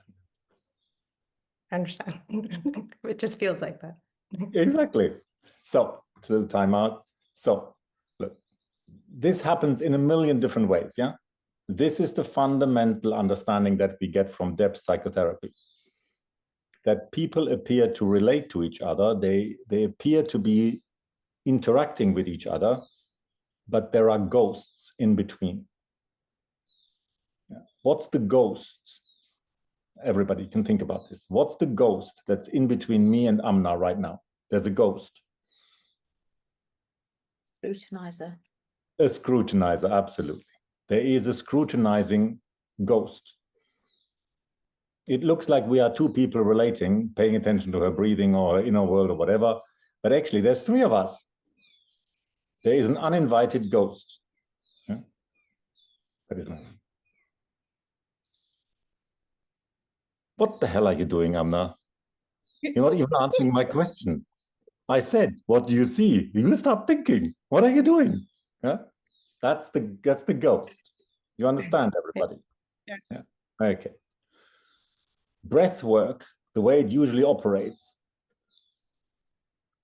doesn't take into account that there are ghosts. The ghost translates, mistranslates, misrepresents what I am doing, being, asking, suggesting, inviting. The ghost mistranslates things. There is a naivety about assuming that what I say is received the way I intended it, you know, as people were saying earlier. So her breathing pattern,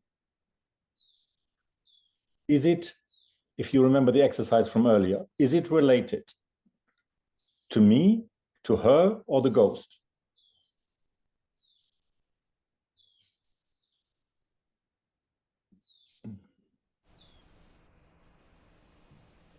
Go on. It's a trick question. I think to all of them. Yes, exactly. It's related to all of them. It's a very crowded room. Everybody with me? Okay, so you want to be there. You do not just want to make breathing interventions as if you're the helpful person and the client is the kind of, the kind of poor feeling wreck that doesn't know what to do with herself. No, it's a complicated thing. It's a crowded room with lots of different perceptions, instructions, flying around, judgments, flying around, the past, the present, the future, all mixed up. Yeah? And you want to appreciate that any intervention you make, any breathing instruction you give, falls into that complex field and is being used and heard by everybody. There's a whole crowd of people, and everybody has their own interpretation or gives their own meaning to what I just said. And you could see that, it's finicky and subtle, but, I said, what do you see? And she didn't answer what she sees. She answered something else. So these are the kinds of things you want to pay attention to. So now, you understand the vertical, but you don't understand the horizontal. Yeah.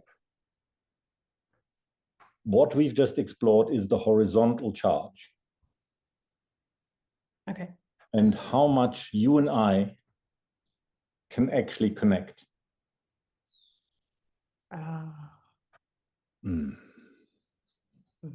And to what extent you're connecting with me, and to what extent you're connecting with the ghost. Okay. So if we go more psychotherapeutic at this point, I might say, well, tell me more about the scrutinizer. Tell me more about your, remember, this was the abstract, it sounds abstract, huh? Every fragment of the breathing pattern is somehow part of the life story. The breathing pattern is no coincidence, and where the charge is, where Amna experiences, I feel things, I feel intensity, I have a question, it's both an internal process, how she relates to herself, and it's an external process in how she relates to me, but how she relates to me is mixed up with how she relates to the accumulated experience of the scrutinizer, which is sometimes projected onto other people and sometimes is in her own mind. Yeah? So there is charge in you breathing in front of the scrutinizer. That's an intense, acute, interesting experience. There is also charge in me saying, I'm not the scrutinizer. There is charge in Amna relating to Michael. See, there are different possibilities in the horizontal. There's charge in the relationship with the ghost, and there's charge in the possibility of having a relationship with another human being apart from the ghost. That rarely happens. Do you understand? That rarely happens. So there's charge in that possibility also. Just imagine there are no scrutinizers ever on the planet. I'm not a scrutinizer. So breathe. That would be nice. Exactly. Let's have that universe for a moment. Okay, so look at me. I'm not a scrutinizer. I'm looking at you, but I'm not scrutinizing. How am I looking?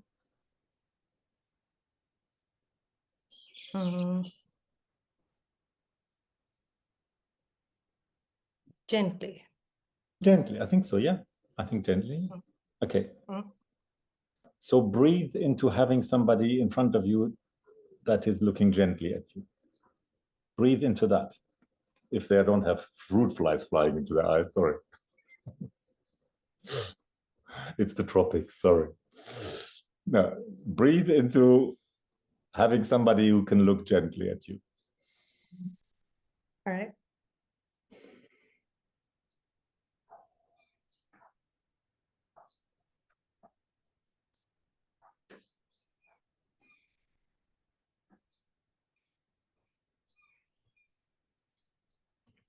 So keep going, and then notice your face, like the internal, what it feels like to be inside your face. Notice, feel the expression of your face.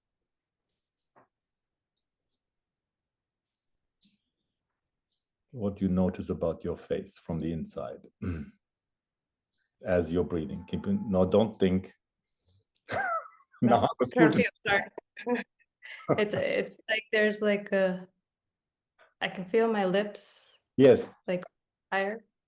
And Tell, just tell me about that. Yeah, what do the lips feel like? What's the sensation of the lips from the inside?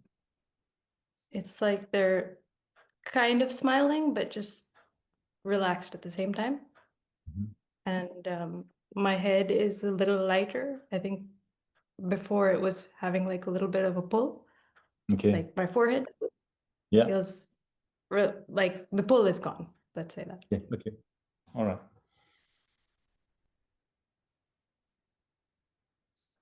But my heart rate has definitely gone down.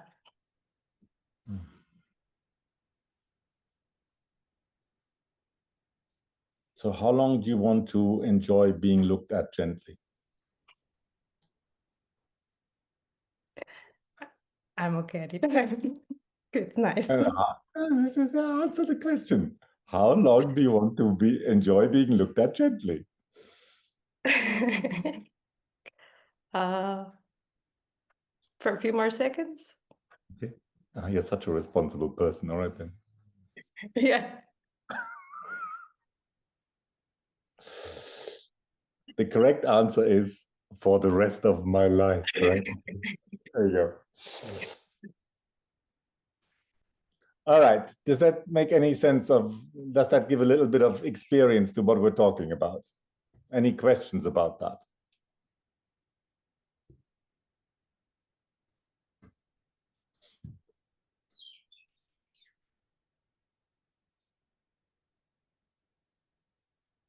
Did you? Yeah, go on, Elena. Yeah. Thank you. So it's not so much of a question. I'm just trying to kind of wrap everything up in my mind. So it's mostly like the thing that I realize that differentiates the psychotherapeutic approach to breath work as opposed to the breath workers approach is the very important premise that we as facilitators, as guides, as sitters, as whatever, need to be really sensitive and attuned, I'd say, at that moment. Definitely. Yeah. To the receivers, to the person's vulnerability that arises while they engage into a more intense breathing. Yes. Especially an in-breath, right?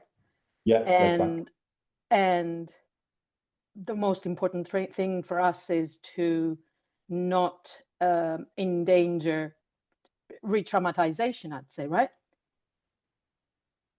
Because as an experience, one's being not in control while they are not really connected to the person who's facilitating the whole thing. To me, it sounds like a full-blown traumatic experience, right?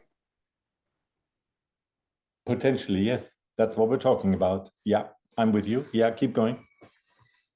No, it's just ideas that I've gathered while you were, because for me, all that you're mentioning right now is really important, because my as a trauma therapist that I am, my main focus is not to endanger the re-traumatization of someone's really profound therapeutic experience on one hand. Absolutely, yes, yeah. And because I've also been trained to work with psychedelics, this is a very special thing that I'm really like safeguarding people that want to go into this experience. And it's more or less like breath work, I'd say.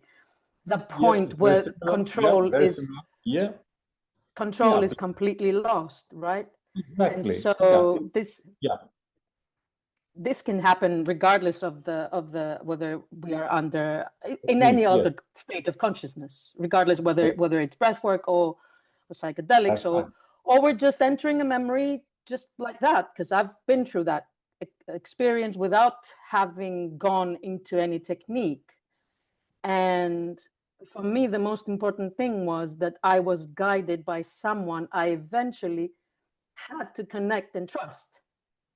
Absolutely, yeah. Otherwise, I was entering a whole loop of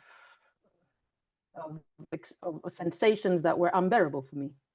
So the way I see it, this is the most important thing of pushing versus allowing and down-regulating. To be sensitive towards the incident of someone going completely out of control. Yes. Which is actually where the magic happens after all. I agree. Okay. Thank you.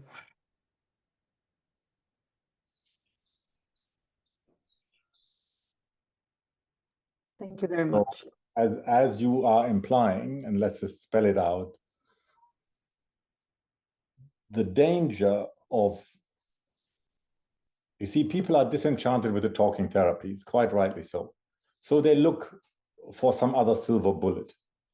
So they use psychedelics, breathwork, anything that intensifies experience, because ordinary talking is just too habitually limited and going around the broken record in circles.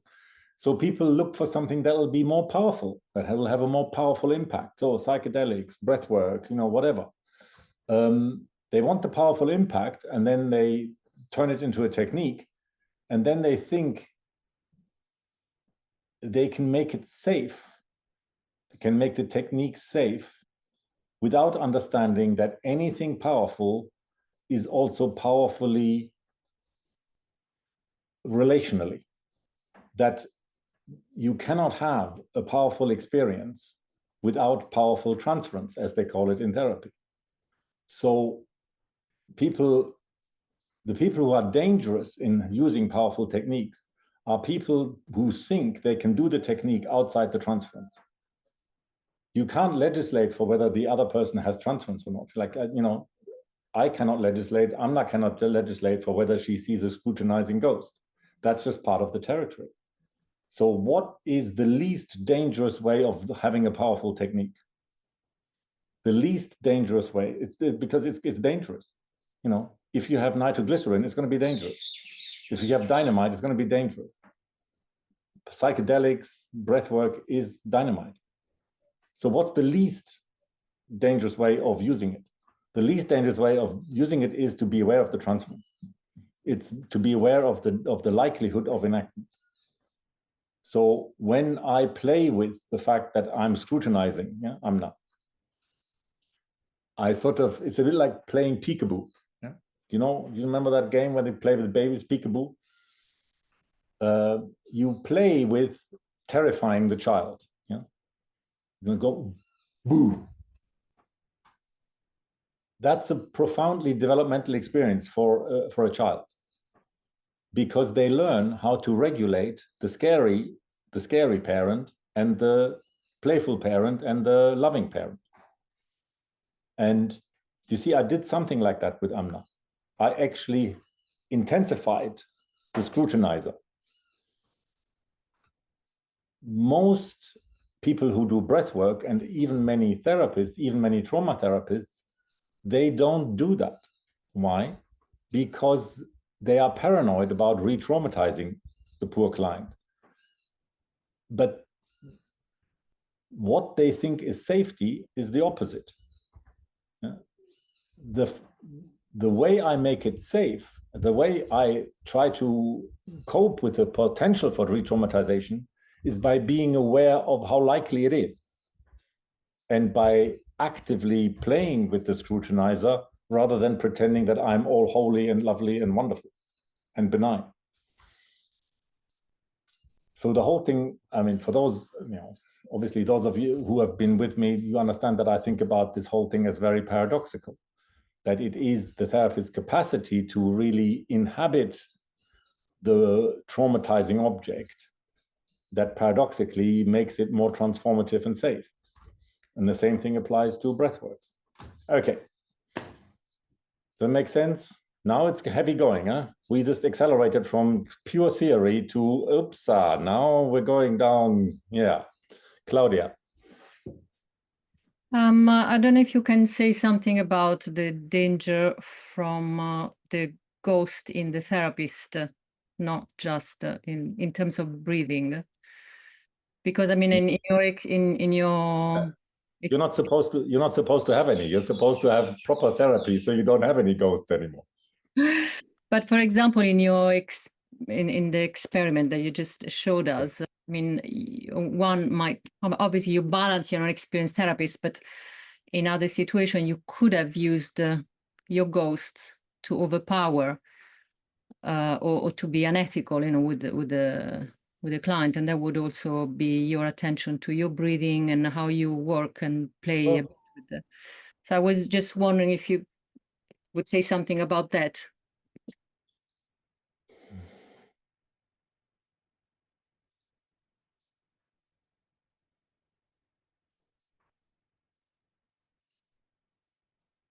So when I was playing the scrutinizer, do you think I was free of ghosts, or what was I doing with my ghosts? You're asking about my ghosts, yeah, the ghosts of my life story and transgenerational trauma and all the rest of it, of which there are plenty.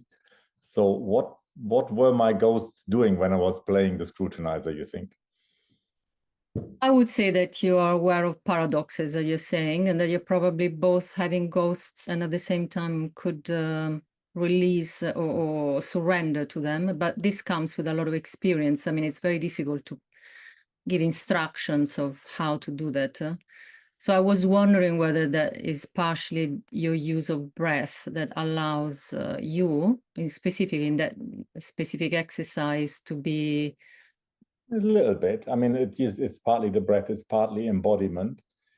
The way, how do you know when too much is too much? Because for the ego, everything's too much.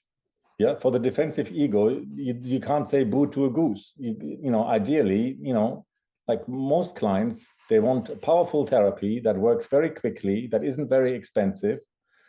And ideally, they want it to work. They want to transform you know, they want the whole life story transformed, preferably under anesthesia, you know, preferably with nobody feeling anything, especially not any pain. So most clients want that kind of therapy. Just do your magic wand. I don't want to feel anything. I don't want to know anything. I just want to feel different. Just do your magic, and you know, I don't really want to participate in the process. So yeah, somewhere that's the magical thinking that people want, and that's inevitably part and parcel of whatever you offer. If you say you offer breathwork, then people want magical breathwork. If you do psychedelics, then they want magical psychedelics. If you use, I don't know, CBT, they want magical CBT. You know, that magical longing is always part of the deal. And that is partly what makes it unsafe. Because people's idea of what you're going to be doing to them, with them, has this kind of deep pain and fear and avoidance and denial in it. So that's why you cannot really legislate. And that's why we better approach the whole thing as deeply dangerous. The safest thing, the safest therapist, the therapists that I recommend or make recommendations to are those that are most aware of how dangerous the whole procedure is. Okay. Enough procrastination.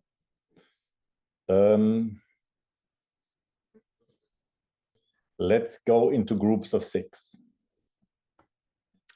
Now, I don't have written instructions. Hang on, somebody's just tuning up unexpectedly. I got it already. Yeah, muito claro because you have to open a credit account for you. Okay. Yeah, because you only have cash account. Okay. Yeah. But maybe I'm me heading up there to. That's good. Yeah, great. I'll see you later. You have some oil burn oil or something? Yeah, there's a little container there.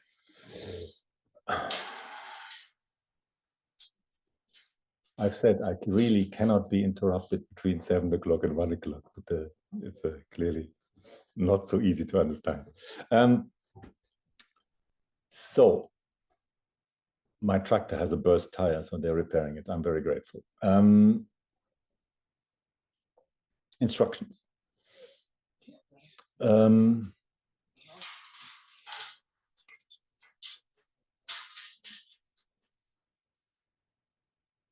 When you get into a group of 6, one person volunteers to be the breather.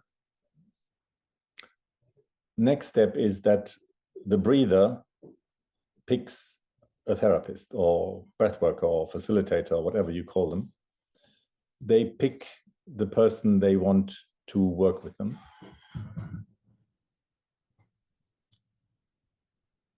The other 4 people have different observational tasks.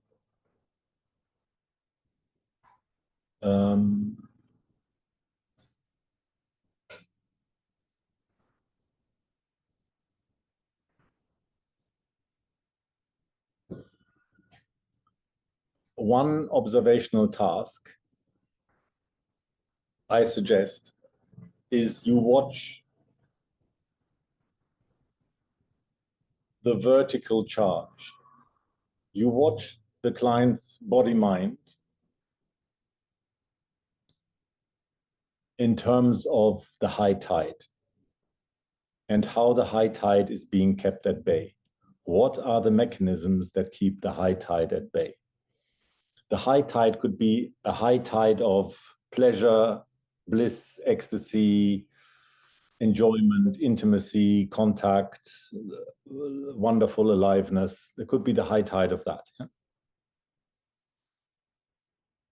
Or it could be the high tide of some difficult experience, some trauma. It could be the high tide of that. You want to be equally available, but as the observer, you pay attention to the manifestations of the flood, the tsunami, the whatever the quality of that is. And specifically, you want to pay attention to what are the mechanisms, the habitual mechanisms, the specific mechanisms, the behaviors, the ways of thinking. What are all the body-mind mechanisms that keep the high tide at bay? But most specifically, the breathing. What is it about the breathing pattern, the way of breathing, all the features of the breathing? Before we go into it, I'll give you a quick list that you can have on your screen, like all the variables and parameters of breathing that affect whether the breathing actually ends up energizing or not. So I'll give you that list that you can pay attention to. So this is about one observer pays attention to the vertical breathing intensity, the vertical charge. The other observer pays attention to the horizontal charge, which means the contact between the 2 people, which is why it's important that you put those 2 people up on screen the way we just did, the way Dimitris just did for me and Amna, so that really you can only see those 2 people as from the observer position. And the rest doesn't matter. You just need to see these 2 faces mainly and how they respond to each other. And as I demonstrated, these little gestures, facial movements, the way they're looking, not looking, where the eyes go, you want to observe all of those manifestations of contact or lack of contact or avoidance of contact or avoidance of the intensity of contact. Am I making sense? Yeah. Okay, that's the second observer. The third observer, I suggest, pays attention to the therapist, like what in therapy we call the countertransference, the embodied countertransference. Notice what happens in the therapist, for the therapist, in the therapist's body, mind, and their intensity. That might be needed. That observations, that task, those observations may be very helpful later. So one observer takes that task.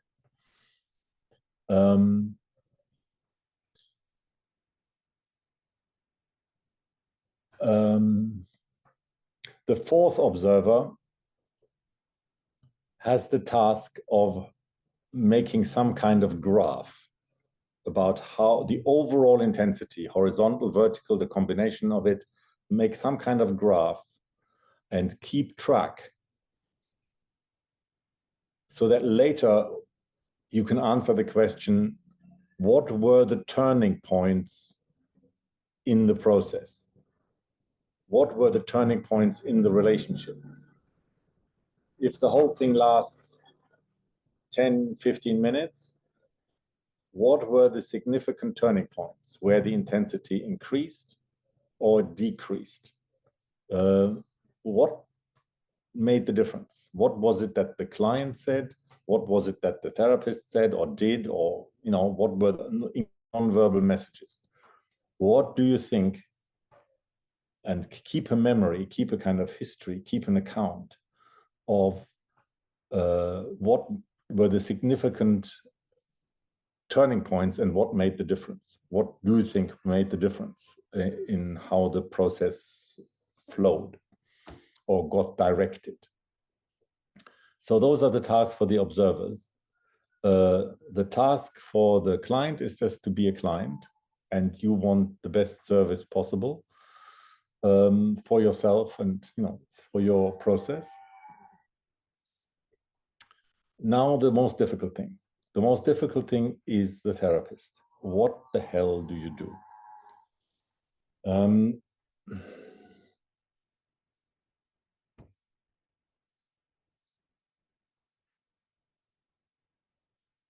We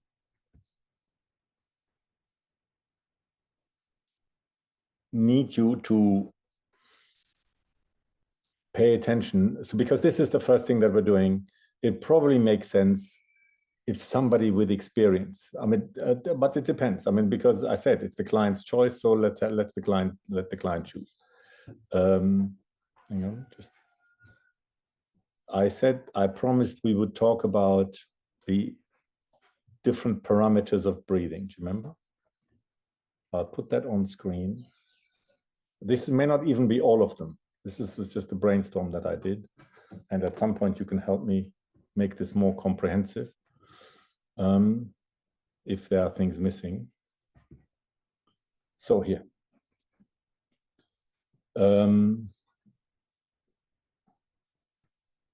What are all the features, parameters, aspects of breathing? Obviously, how fast and how slow. The gaps between the breaths. As I mentioned earlier, the rebirthing instructions basically to take connected breaths. That means no gaps between in-breath and out-breath and out-breath and in-breath. Then there is the emphasis of in-breath versus out-breath. And I already said, generally speaking, there may be exceptions and complications, but generally speaking, emphasizing the in-breath, that means making the in-breath expansive, fast, deep, strong, emphasizing the in-breath, expanding the in-breath, will generally lead to overall intensification and energizing of the body-mind. Emphasizing the out-breath, making the out-breath longer, emphasizing, like letting the out-breath be gentle and calm and letting go into the out-breath is generally calms things down, makes things more coherent, and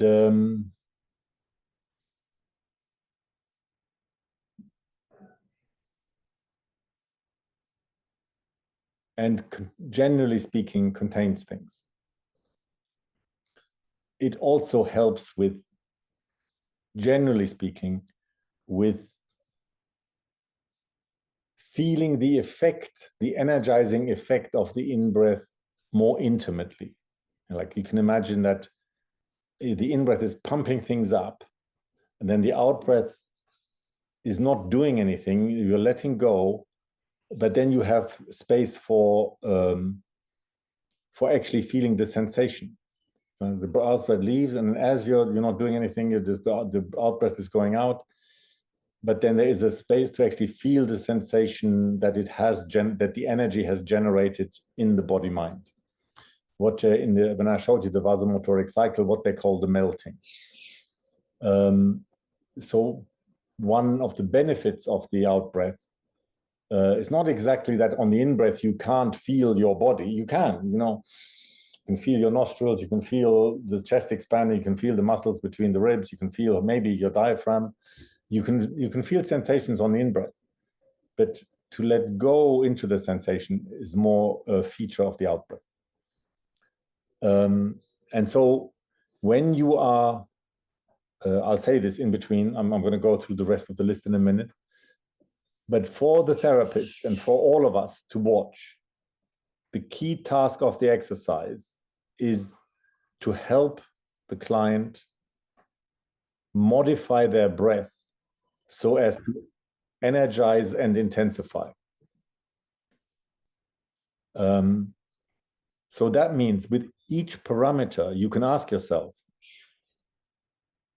do I have an intuition what to recommend? Like, what adaptation to the breathing, the way they're currently breathing, would give them a more intense experience, a more energized experience? And you can ask that with every parameter. Should they make the breathing faster? Should they make the in-breath faster? Should they have the gap or not have a gap? Should they emphasize the in-breath or the out-breath? Or are they pushing the in-breath too much or not enough? Are they foreclosing the out-breath? Are they shortening the out-breath? Are they pushing the out-breath too much? Yeah? So with all of those parameters, you can ask, what would have an overall more energizing effect if they did it? And then I'll talk later about, after I go through the parameters, I'll repeat what I said about the underlying attitude with which you push as the therapist from the therapeutic position. Okay, then there's the length and depth and the smoothness of the breath, both in terms of in-breath and out-breath.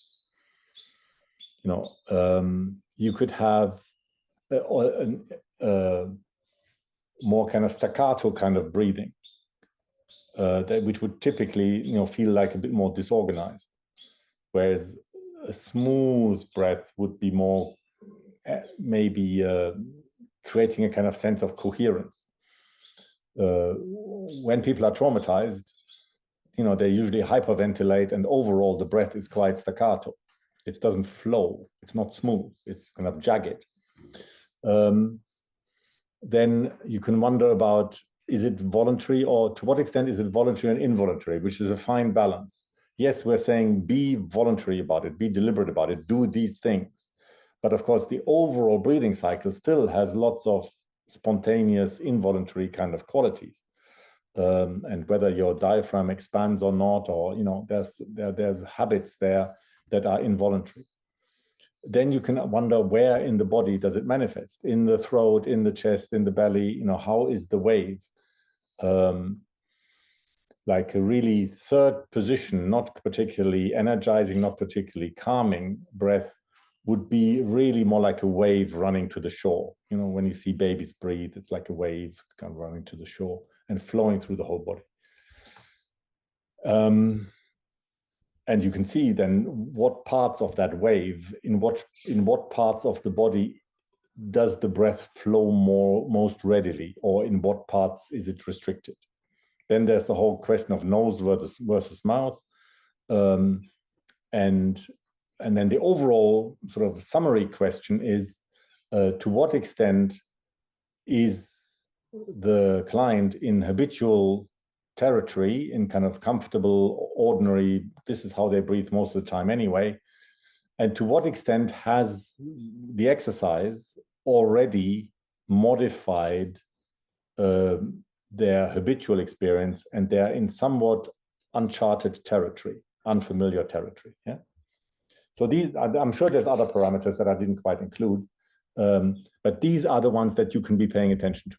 And for the therapist, your main task is to give them time. You don't want to be like a slave driver, but overall, your task is to trust your intuition which aspects of the breathing pattern have a kind of dampening, limiting, restricting effect. And if the whole system, if the whole person was really on board with experimenting with being energized, then which parts of their breathing pattern, breathing cycle are not collaborating with that? Like how could we modify, adapt the breathing deliberately in order to have a more energizing effect? That's your main task. And so as I repeat the attitude is that you are all too aware that you cannot do this without becoming a ghost. You know that you are being a ghost. You don't know which one, but you're going to get mixed up with a ghost or several. And to do it anyway, because you're paying attention to it. You're not doing some kind of oblivious type of breathwork instruction that is unaware of you becoming a ghost. You're giving the instruction, fully aware that there's a good chance you're going to get mixed up with a ghost. And then you can be interested in the ghost, like Amna and I were. Yeah? And you can play with the ghost. And then, you know, like one example would be, how long do you want to be looked at gently? You know, it's a trick question. Because anybody in their right mind would say, for the rest of my life, obviously. So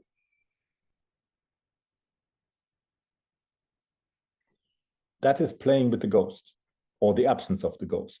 And you remember what I said when I was with Amna. There is the possibility that there can be a lot of intense horizontal contact between her and the ghost, or me representing the ghost, but there can also be a lot of horizontal contact and engagement through the recognition that for once I'm not the ghost. Yeah? Because most of the time the ghost gets mixed up with all the relationships. And it's actually very curious and interesting what might happen if there's no ghost. Yeah? That's as interesting in a way. So as the therapist, you need to decide these things. You can play with these things. You don't have to get stuck in one or the other, but you want to be aware that these are the options. There's a whole playing field there, and you can allow the ghost, you can explore the ghost, the presence of the ghost, the breathing in relation to the ghost. You can be the ghost, and you can say, I'm not the ghost. The whole playing field is open to you. And the question is, what attitude will you take in recognition of all of this that has the most energizing effect on the client's breathing pattern? And everything from here on in is your creativity and genius, okay? That's as much instructions as I want to give. And it's over to you. All right. Last questions before we go for this. What's the time? Very late. Oh, yeah. Okay, we've got only 3/4 of an hour. So you've got half an hour for this. We want the client to really have a legitimate, proper breathing experience within half an hour. So the priority is the client's experience. The learning is secondary. But you may want to take time out. So we need to find a structure for this. So there may be, when as the therapist, you really don't know what to do, you take a time out, say, just hold it there for a minute. I am going to talk to the observers, and I'm going to make use of all the observations that the observers have been making, and I'm going to try and let that help me. And I'll come back in a few minutes, and then we continue. But I need some support here because I'm doing a really difficult job, and I need some input. You want to have that option available as a therapist. And ideally, if we're doing this in a large group in person, you would then say, hi, Michael, here, come over here. And then I would just jump. I don't know how we do this on Zoom, but basically I want to be available for when you get into a pickle. So see whether you can find me and like send me a direct message or something. Come to group XYZ. 1, 2, 3, 4, 5, 6, 7. Okay, that's it. We don't want to eat more into the time that you have. So let's have the breakout rooms. Are you ready, Dimitris? Groups of 6. There we go. Okay, well done. Everybody back. So that was difficult, wasn't it, for the therapists? Don't you think? Where are the therapists? Wasn't that difficult? Yes. Yeah, it was difficult.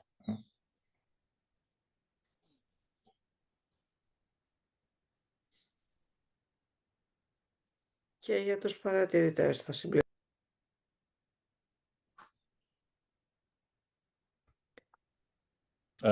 My interpretations got lost again. Hang on, I just need to recover English. Okay, there we go. What did she say, Mano? I said also for the facilitator. Yes, okay, yeah. It goes yes, also. Because it's torturous, huh? When you work, the whole of breathwork is in a way to liberate the person into more expansiveness, aliveness, spontaneity. But if you do that, pretending that you're not starting with a conflict, you can see how difficult it would be if everybody understood to begin with, we're starting in a conflict. The whole idea of breathwork arises because the breath is not naturally, spontaneously flowing already. So now we need to do something because there's a conflict about it. So, but once you pay attention to the conflict, it gets really difficult. It gets relationally difficult, and it gets difficult in terms of body-mind process. How do you really relate to the other person's breathing pattern, whatever it's doing, compromised, expansive, on the spectrum? How do you relate to it? And how do you be precise about it? And then all the relational complications of the ghosts and who do you become, and it's complicated. And you can feel, probably, I hope, it's full of potential. Could you feel that? I mean, could you feel the potential of bringing that depth of awareness and contact and attention to the breathing together with the relational awareness?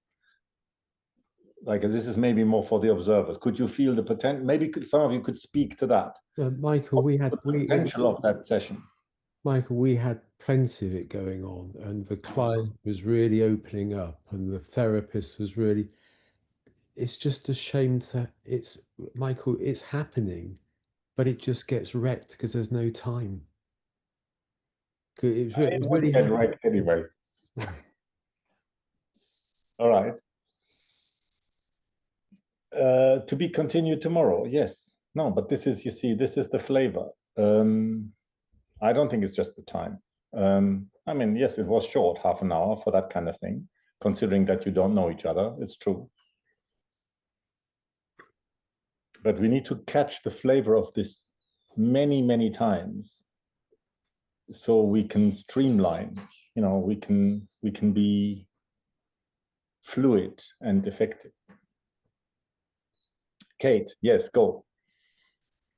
I think another thing that was happening for me as I was watching, and I don't know if it was happening for our therapist and our client, was trying to understand the nature of the exercise, because I thought the way you demonstrated at the very end about raising the energy, that seemed to work. That seemed to be enough. And I think I'd got in my head that we needed to get people doing this big breathing thing. And I was kind of a bit suspicious about that. And maybe that's where you wanted us to go, but I'm not sure I actually understood what the intention was behind, because I would have wanted to raise energy, but with this sort of, I don't know what you call it, but that cyclical breathing or whatever, where there's no pause, I was kind of going, I don't know where I would go with that as the therapist. But I thought by the time we got to the end of it, there was something that had happened that was much more subtle and, frankly, I think incredibly powerful, that didn't need this big stuff about really over intensifying the in-breath.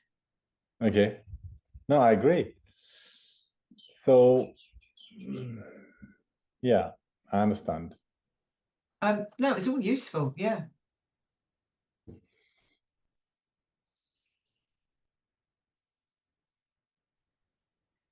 I am coming round to the idea that a good continuation tomorrow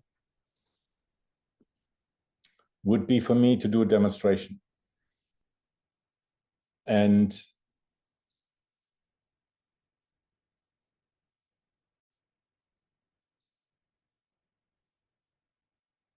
for us to spell out more what the varieties of what we mean by pushing the breathing. Because as you're saying, there could be a subtle version of it, a subtle, expansive, gently expansive version of it, and there could be the more dramatic kind of, oh, some kind of fantasy of some dramatic fireworks kind of thing. And it could be either. Yeah, I wasn't particularly fixed on it. So yes, the thing is, I think one thing we can take from what you're saying, Kate, is that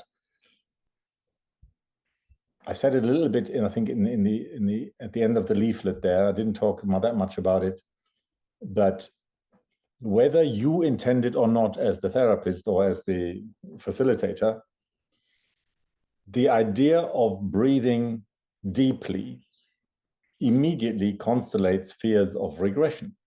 That people assume it's meant to be dramatic.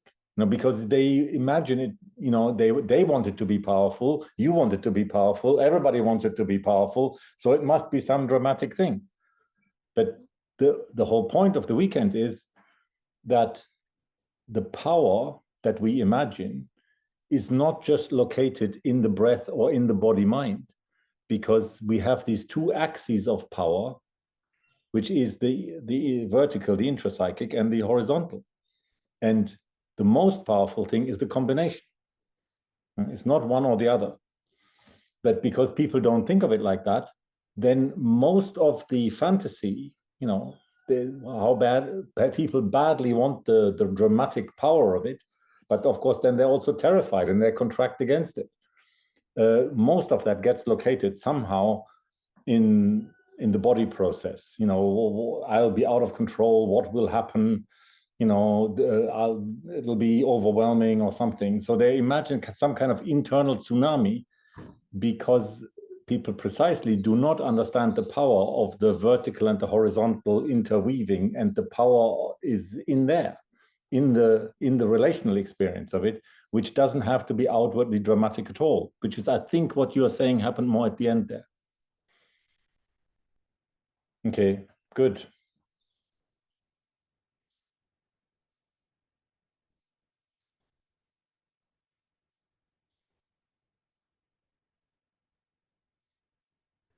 Coralia. Θέλω να ρωτήσω κάτι για τη διαδικασία, γιατί δεν είμαι σίγουρη αν κάναμε σωστά την άσκηση. Εγώ ήμουνα ο πελάτης. Είχα πολλές ερωτήσεις όπου απαντούσα, δηλαδή με ρώταγε, μίλαγα. Εγώ είχα καταλάβει ότι εγώ απλά θα ανέπνεα και ο θεραπευτής θα μου έδινε οδηγίες ανάλογα με το τι έβλεπε και το πώς αισθανόταν στο πώς να αναπνέω. Και όχι και δεν θα με ρώταγε ερωτήσεις και εγώ θα απαντούσα. Αλλά έτσι λίγο μπερδευτήκαμε τι έπρεπε να γίνει. Έτσι αλλιώς ήταν πολύ ευχάριστη διαδικασία, αλλά νομίζω ότι εγώ έπρεπε να μείνω στο απλά να αναπνέω και να ακούω οδηγίες, χωρίς να μιλάω καθόλου. Ναι, ήθελα να ρωτήσω πώς έπρεπε να γίνει η άσκηση βασικά. Take it, Coralia, take it as an expression of the fact that the therapist's job is really profoundly difficult and full of dilemmas. Yeah. As I said very early on, I said it right there. But to do it is full of conflict for most therapists, which is that you need to be able to be authoritatively directive. And you are then risking being imposing and becoming some kind of imposing, insensitive, controlling authority. And most therapists habitually find that very, very difficult to include that, even though that is the idea of the exercise for now, not because this is the way we do it. No, this is an experiment for training purposes. Try and do it and see what happens. But you can take it as an expression of the fact that for most therapists is actually a very difficult thing to do. And that's a wise thing. You could say, well, my therapist didn't do the exercise. She sort of heard the instructions. The instructions weren't very specific. But she didn't do it. So I didn't get the benefit of the exercise because she didn't do it. Yeah, but she didn't do it for good reasons. And so the purpose of the exercise, you could imagine, is not just to do it. The purpose of the exercise is to understand the therapist's dilemma in doing it properly. Or, you see, it's partly I left it vague, partly we didn't have enough time, but partly I left it vague for each therapist to interpret it according to their own understanding. And what that then reveals is that the task is actually profoundly difficult. And that brings out the profound conflictedness and ambivalence that anybody who's relationally aware should have in doing breathwork. It's astonishing.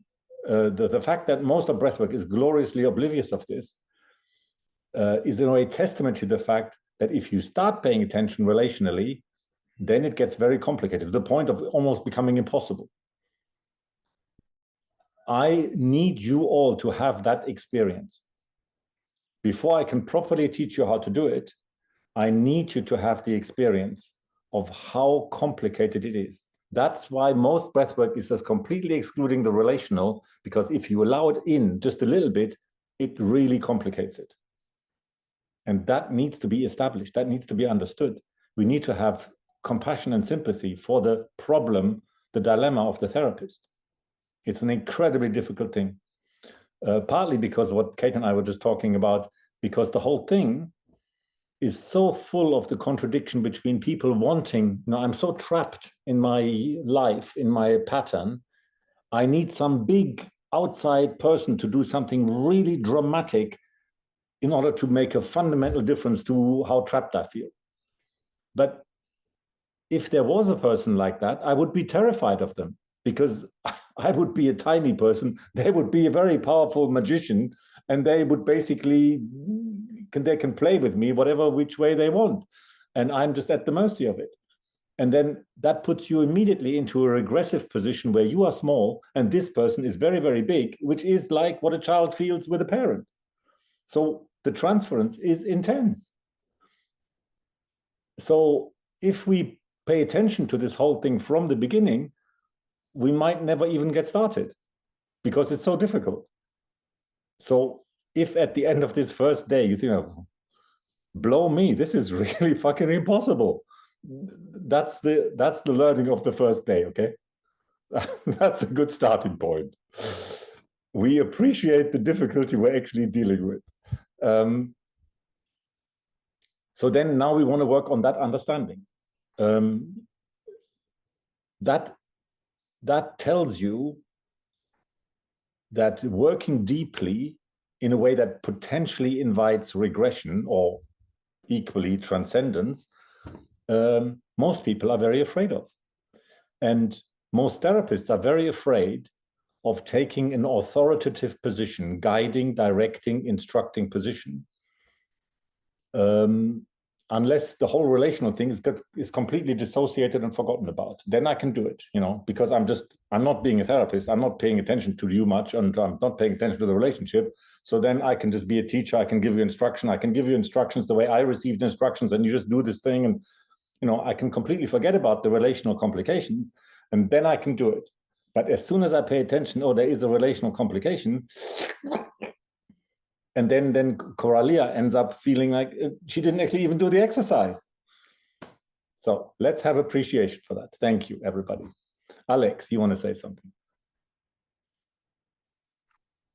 Sorry, my microphone was off.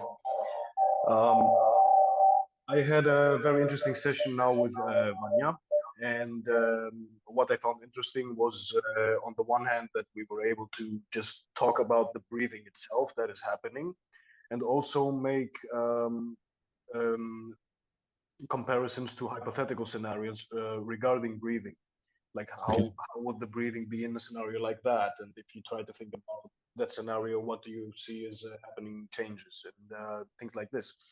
What I would like to ask from you, Michael, is that Yes. if we meet tomorrow and you can give us a demonstration of the process itself, would also be, what is it that you notice that somebody who maybe doesn't have a lot of experience like myself in breathwork and interpersonal therapy might miss out on? Because I think it's, on the one hand, we have the very clear and present playing field of, oh, how are you breathing? Describe this. What is changing? What can I observe? But on the other hand, I think there are also more subtle changes that might be taking place, which are obviously very difficult to notice now in the digital setting. But I think any input in this regard would be very helpful. Yeah. So far, Alex, the only thing that might give you a bit of a flavor of that would be that the few minutes that Amna and I spent together. Yeah. And remember that moment when I was asking her about what do you see, and she was looking away. Exactly. That would be an example of the kind of subtle process, very meaningful process. There's a lot of, you could assume that there's a lot of relational and psychological meaning in that tiny little moment of looking away. But I think that's the kind of thing you're talking about, isn't it? Yes, because I think breathing is on a wider spectrum of interpersonal processes. Yes, exactly. Yes, yes. And therefore, I think it makes a lot of sense to try and integrate it into all the small, subtle things that might be happening. How does a person breathe, aka take care of themselves and give themselves life energy? But how do they also, how do they process the parts of the process itself? So like what happened before, where you notice the little movement of the eyes, things like this are very interesting, but also focus on the breathing directly. Like if there's any chance we can see something like this in your demonstration, it would be very helpful.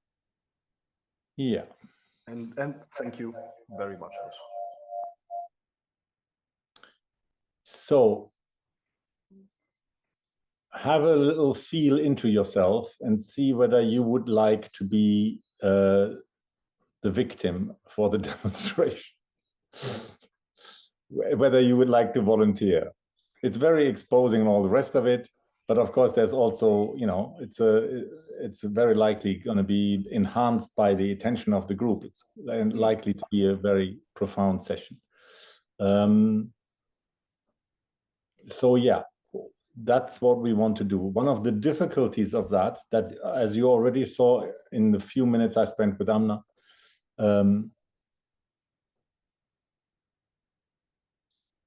ultimately, I am not following a protocol. If I could write a set of instructions, do this, do that, then the whole thing would be much easier. But what you may remember from that mini session with Amna is that I kept moving between attention to the breath, attention to the ghost, attention to the relationship, attention to being the ghost, getting mixed up with the ghost, attention to not being the ghost, being different from the ghost, being outside of the ghost, paying attention to little nonverbal cues, paying attention to the relationship. So that fluidity, if I demonstrate that tomorrow, what I'm saying is that that fluidity is necessary in the therapist to get somewhere. But that fluidity, when you observe it, also means like it's hard to translate into a protocol, or what are the principles? What's he doing there? Because I can't hardly follow. You know, like he switches like that and that and that, and he does all these things that he's sort of theoretically announced. But then how does it all hang together, and how does he string it together from one thing to the next?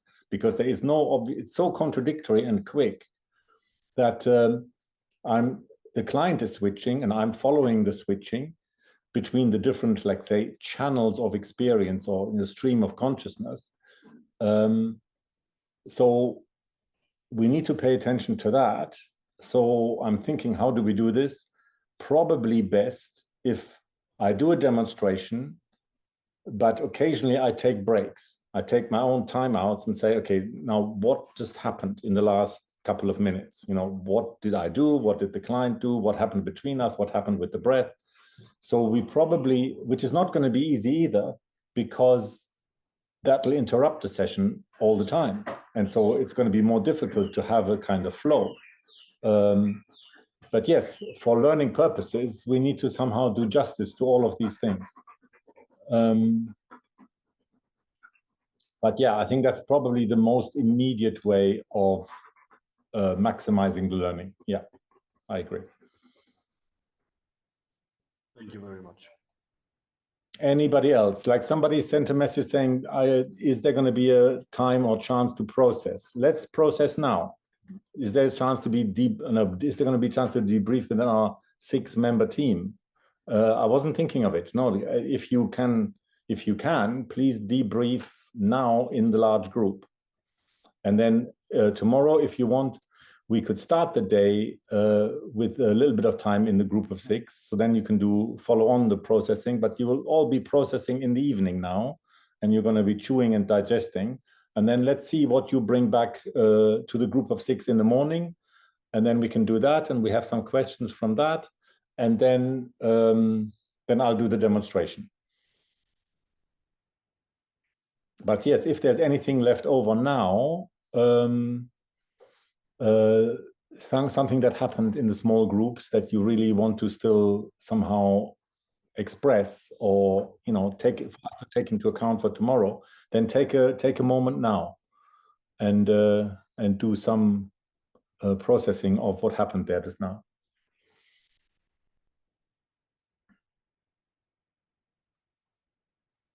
Veneziana, you want to say something? Ναι, θα ήθελα να πω, αρχίζοντας τώρα μετά την τελευταία συνεδρία που κάναμε, ανέφερε ο Μάικλ ότι η αναπνοή ξεκινάει με conflict, με σύγκρουση. Και πραγματικά στη δικιά μας την ομάδα αυτή η σύγκρουση κράτησε σχεδόν 1/4 και εμπλακήκαμε όλοι σε αυτό. Είχε να κάνει όντως με το αν γίνεται, αν ο θεραπευτής το κάνει με σωστό τρόπο, ή αν τέλος πάντων αυτό μας είπε στις οδηγίες, τι οδηγίες πήραμε για τους υπόλοιπους. Και μπήκαμε όλοι μέσα σε αυτό με εξαιρετική αίσθηση σύγκρουσης. Δηλαδή και εγώ απόρρισα, ας πούμε, και με τον εαυτό μου που κάπως ήμουν και στην αρχή ότι έλεος, ότι δεν το κατάλαβα. Που δεν ήταν εύκολο, ήταν πολύ μπλεγμένο για όλους. Αλλά η what do we learn αίσθηση... from this, Veneziana? Is a really important thing to understand, and I hinted at it briefly in the morning when I talked about parallel process. This is really important to understand in therapy, in breathwork, in life generally, in all kinds of groups. The internal conflict in one person gets manifested by the other person or by the group. One person's internal conflict becomes a group conflict on all kinds of levels. Now, the roots of the conflict are deep and emotional and painful. The manifestations of the conflict, when it jumps into the group, it jumps from inside the person to another person, to another person, and into the group. And then the group represents the totality of the conflict. Just imagine the internal conflict in one person, the client, let's say, is like a mirror. And then the mirror breaks. It's not a whole mirror.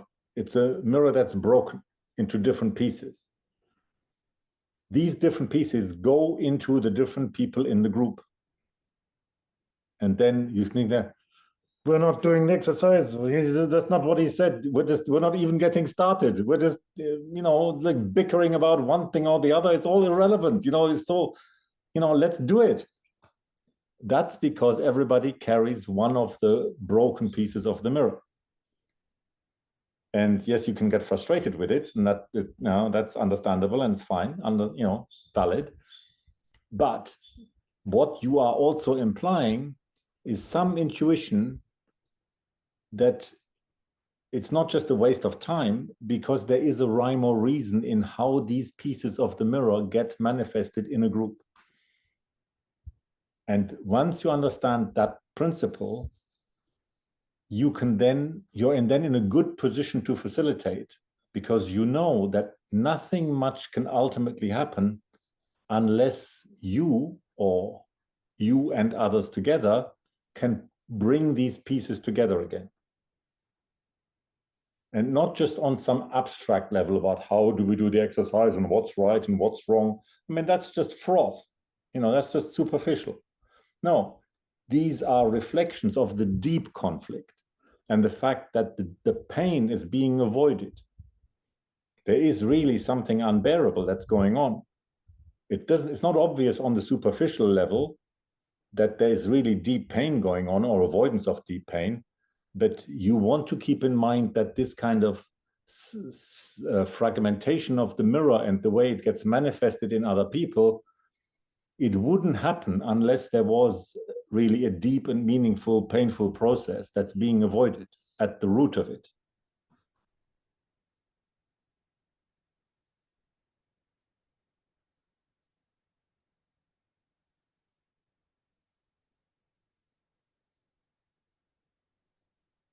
How does that land? Does that make sense of what you're saying?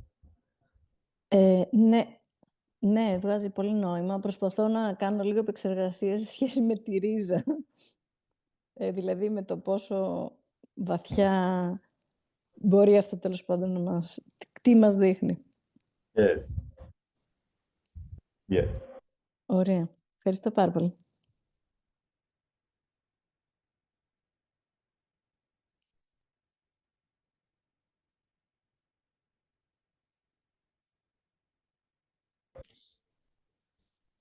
Nikki.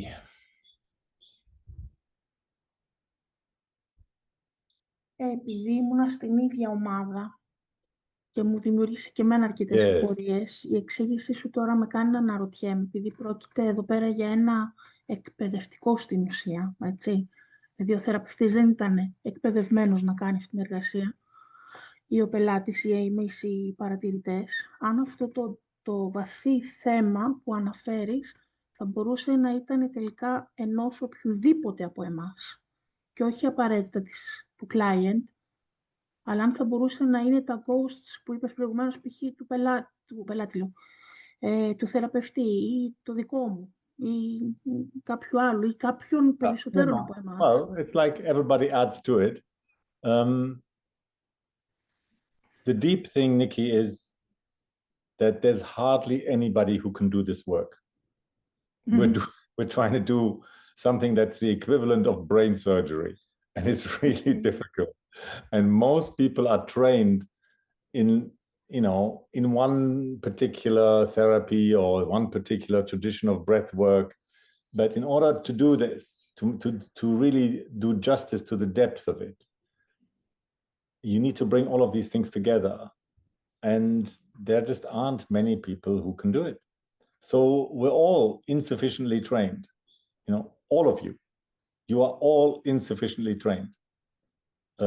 Because we're trying to do something very, very demanding and difficult and also very powerful. It's true, it's desirably powerful, but we're not prepared. We're not sufficiently prepared. Bringing this together, bringing the spontaneity and the depth and the embodied depth of the breath work together with the sensitivity of the relationship is a very challenging thing to do, and most people have expertise in one department or the other department, but something powerful happens in the synergy when those two things come together. And that hardly anybody is sufficiently trained for that. That's why we're doing a weekend like that. That's why we probably have to do another 50 of them, because it's so difficult. Με κάνει να πω, και θα κλείσω με αυτό, ότι όντως η αίσθησή μου στην ομάδα μας ήταν ότι ήταν δύσκολο να φύγουμε από το safe space μας. Από αυτό που έχουμε μάθει να κάνουμε. Yes, yes. Δεν φεύγαμε από εκεί. Yes, I think that's a good summary. Yes, that typically is the case. People have their comfort zone. They do what they are good at. They do what they've been trained to do. But this is about stretching yourself way outside any comfort zone. Thank you. Yeah, thank you. All right, guys. Any other last urgent offerings?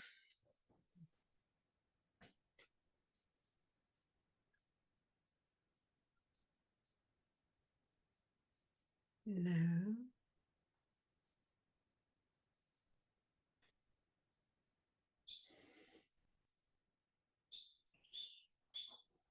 What I'm hoping you will take away from this weekend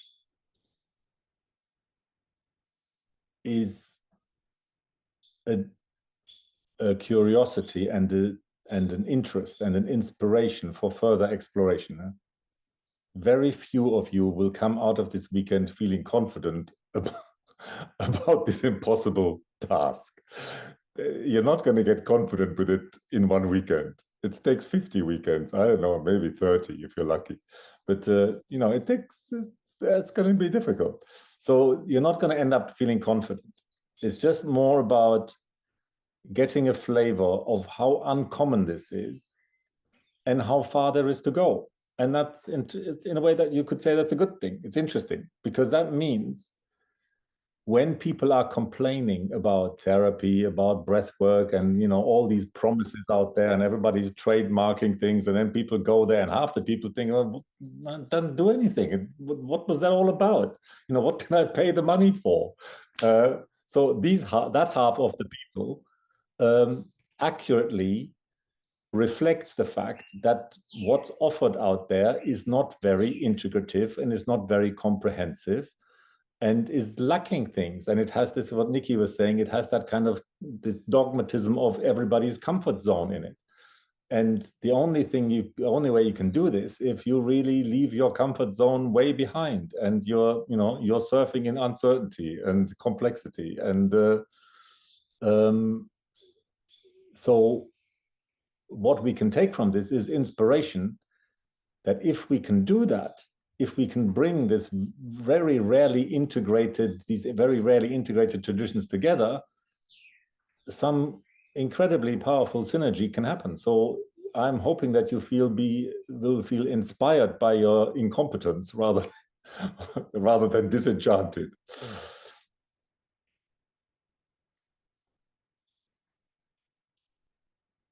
All right, Corinna, come on.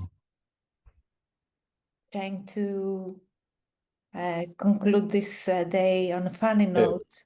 I found myself definitely seeking the easy way out for me, the role that it would be, as I feel, very easier for me. Yes. And I was having dialogues in my head that there were things that were happening, but not really. In our group, I was expecting something different, but anyways, and the funny part is that the whole time that the session was happening, I think my cat outside the office was manifesting all the frustration of what's not happening. She was meowing like a crazy cat, wild person. Yes, exactly. So look, that's an inspiration. In order to complete the day, you all have to meow like a crazy cat. You have to re-own what we put into the poor cat. There's frustration. Yes, of course, there should be frustration. You bet. There should be plenty of frustration. That's right. Now, it's all frustration that was in there in the first place. It's good. Yeah, to be continued tomorrow. Thank you, everybody, for engaging deeply. To be continued. We'll by tomorrow evening, the whole thing will be embodied a little more. I'm promising you there won't be that much more confidence about anything, but the whole thing will land a little more, and we'll have a a good few 6 hours to. So I'll do a demonstration. We'll get together in the group of 6 to make a bit of contact in the morning. Then we'll do the demonstration. So please think about whether you want to be the volunteer. It'll be an exciting ride, terrifying and exciting at the same time. And then we will draw out of that a more specific formulation of some of the principles that we juggle. And then we need to go back into the groups of 6 and have another go at the same thing. Basically, we use today's experience and what happened and what didn't happen to have another go. Like two more people will probably want to do the same exercise, but by that time you will have the benefit of the demonstration, and there should be more of a shared understanding what we mean by pushing the breathing. And then who do you become? What kind of ghost do you become when you do that? And you do that then more consciously, because to become that kind of ghost is deeply uncomfortable. And that's what Nikki, I think, meant about the conflict arose in the group about, trying to do something really difficult beyond your comfort zone, whilst at the same time trying to stick to your comfort zone. So that's going to be a bit of an ambivalent affair, so. All right. Any last comments for anybody? I'll be there in a sec, Arvin. Thank you, Michael. Goodbye. See you tomorrow. See you in the morning, yeah. Or see you in your lunchtime. Thank you. All right, then. Bye, everybody. Bye, Have a good evening. bye, And bye. I'll see you tomorrow. Yes, bye. Yeah. Bye-bye. Bye. Thank you very much. Bye-bye.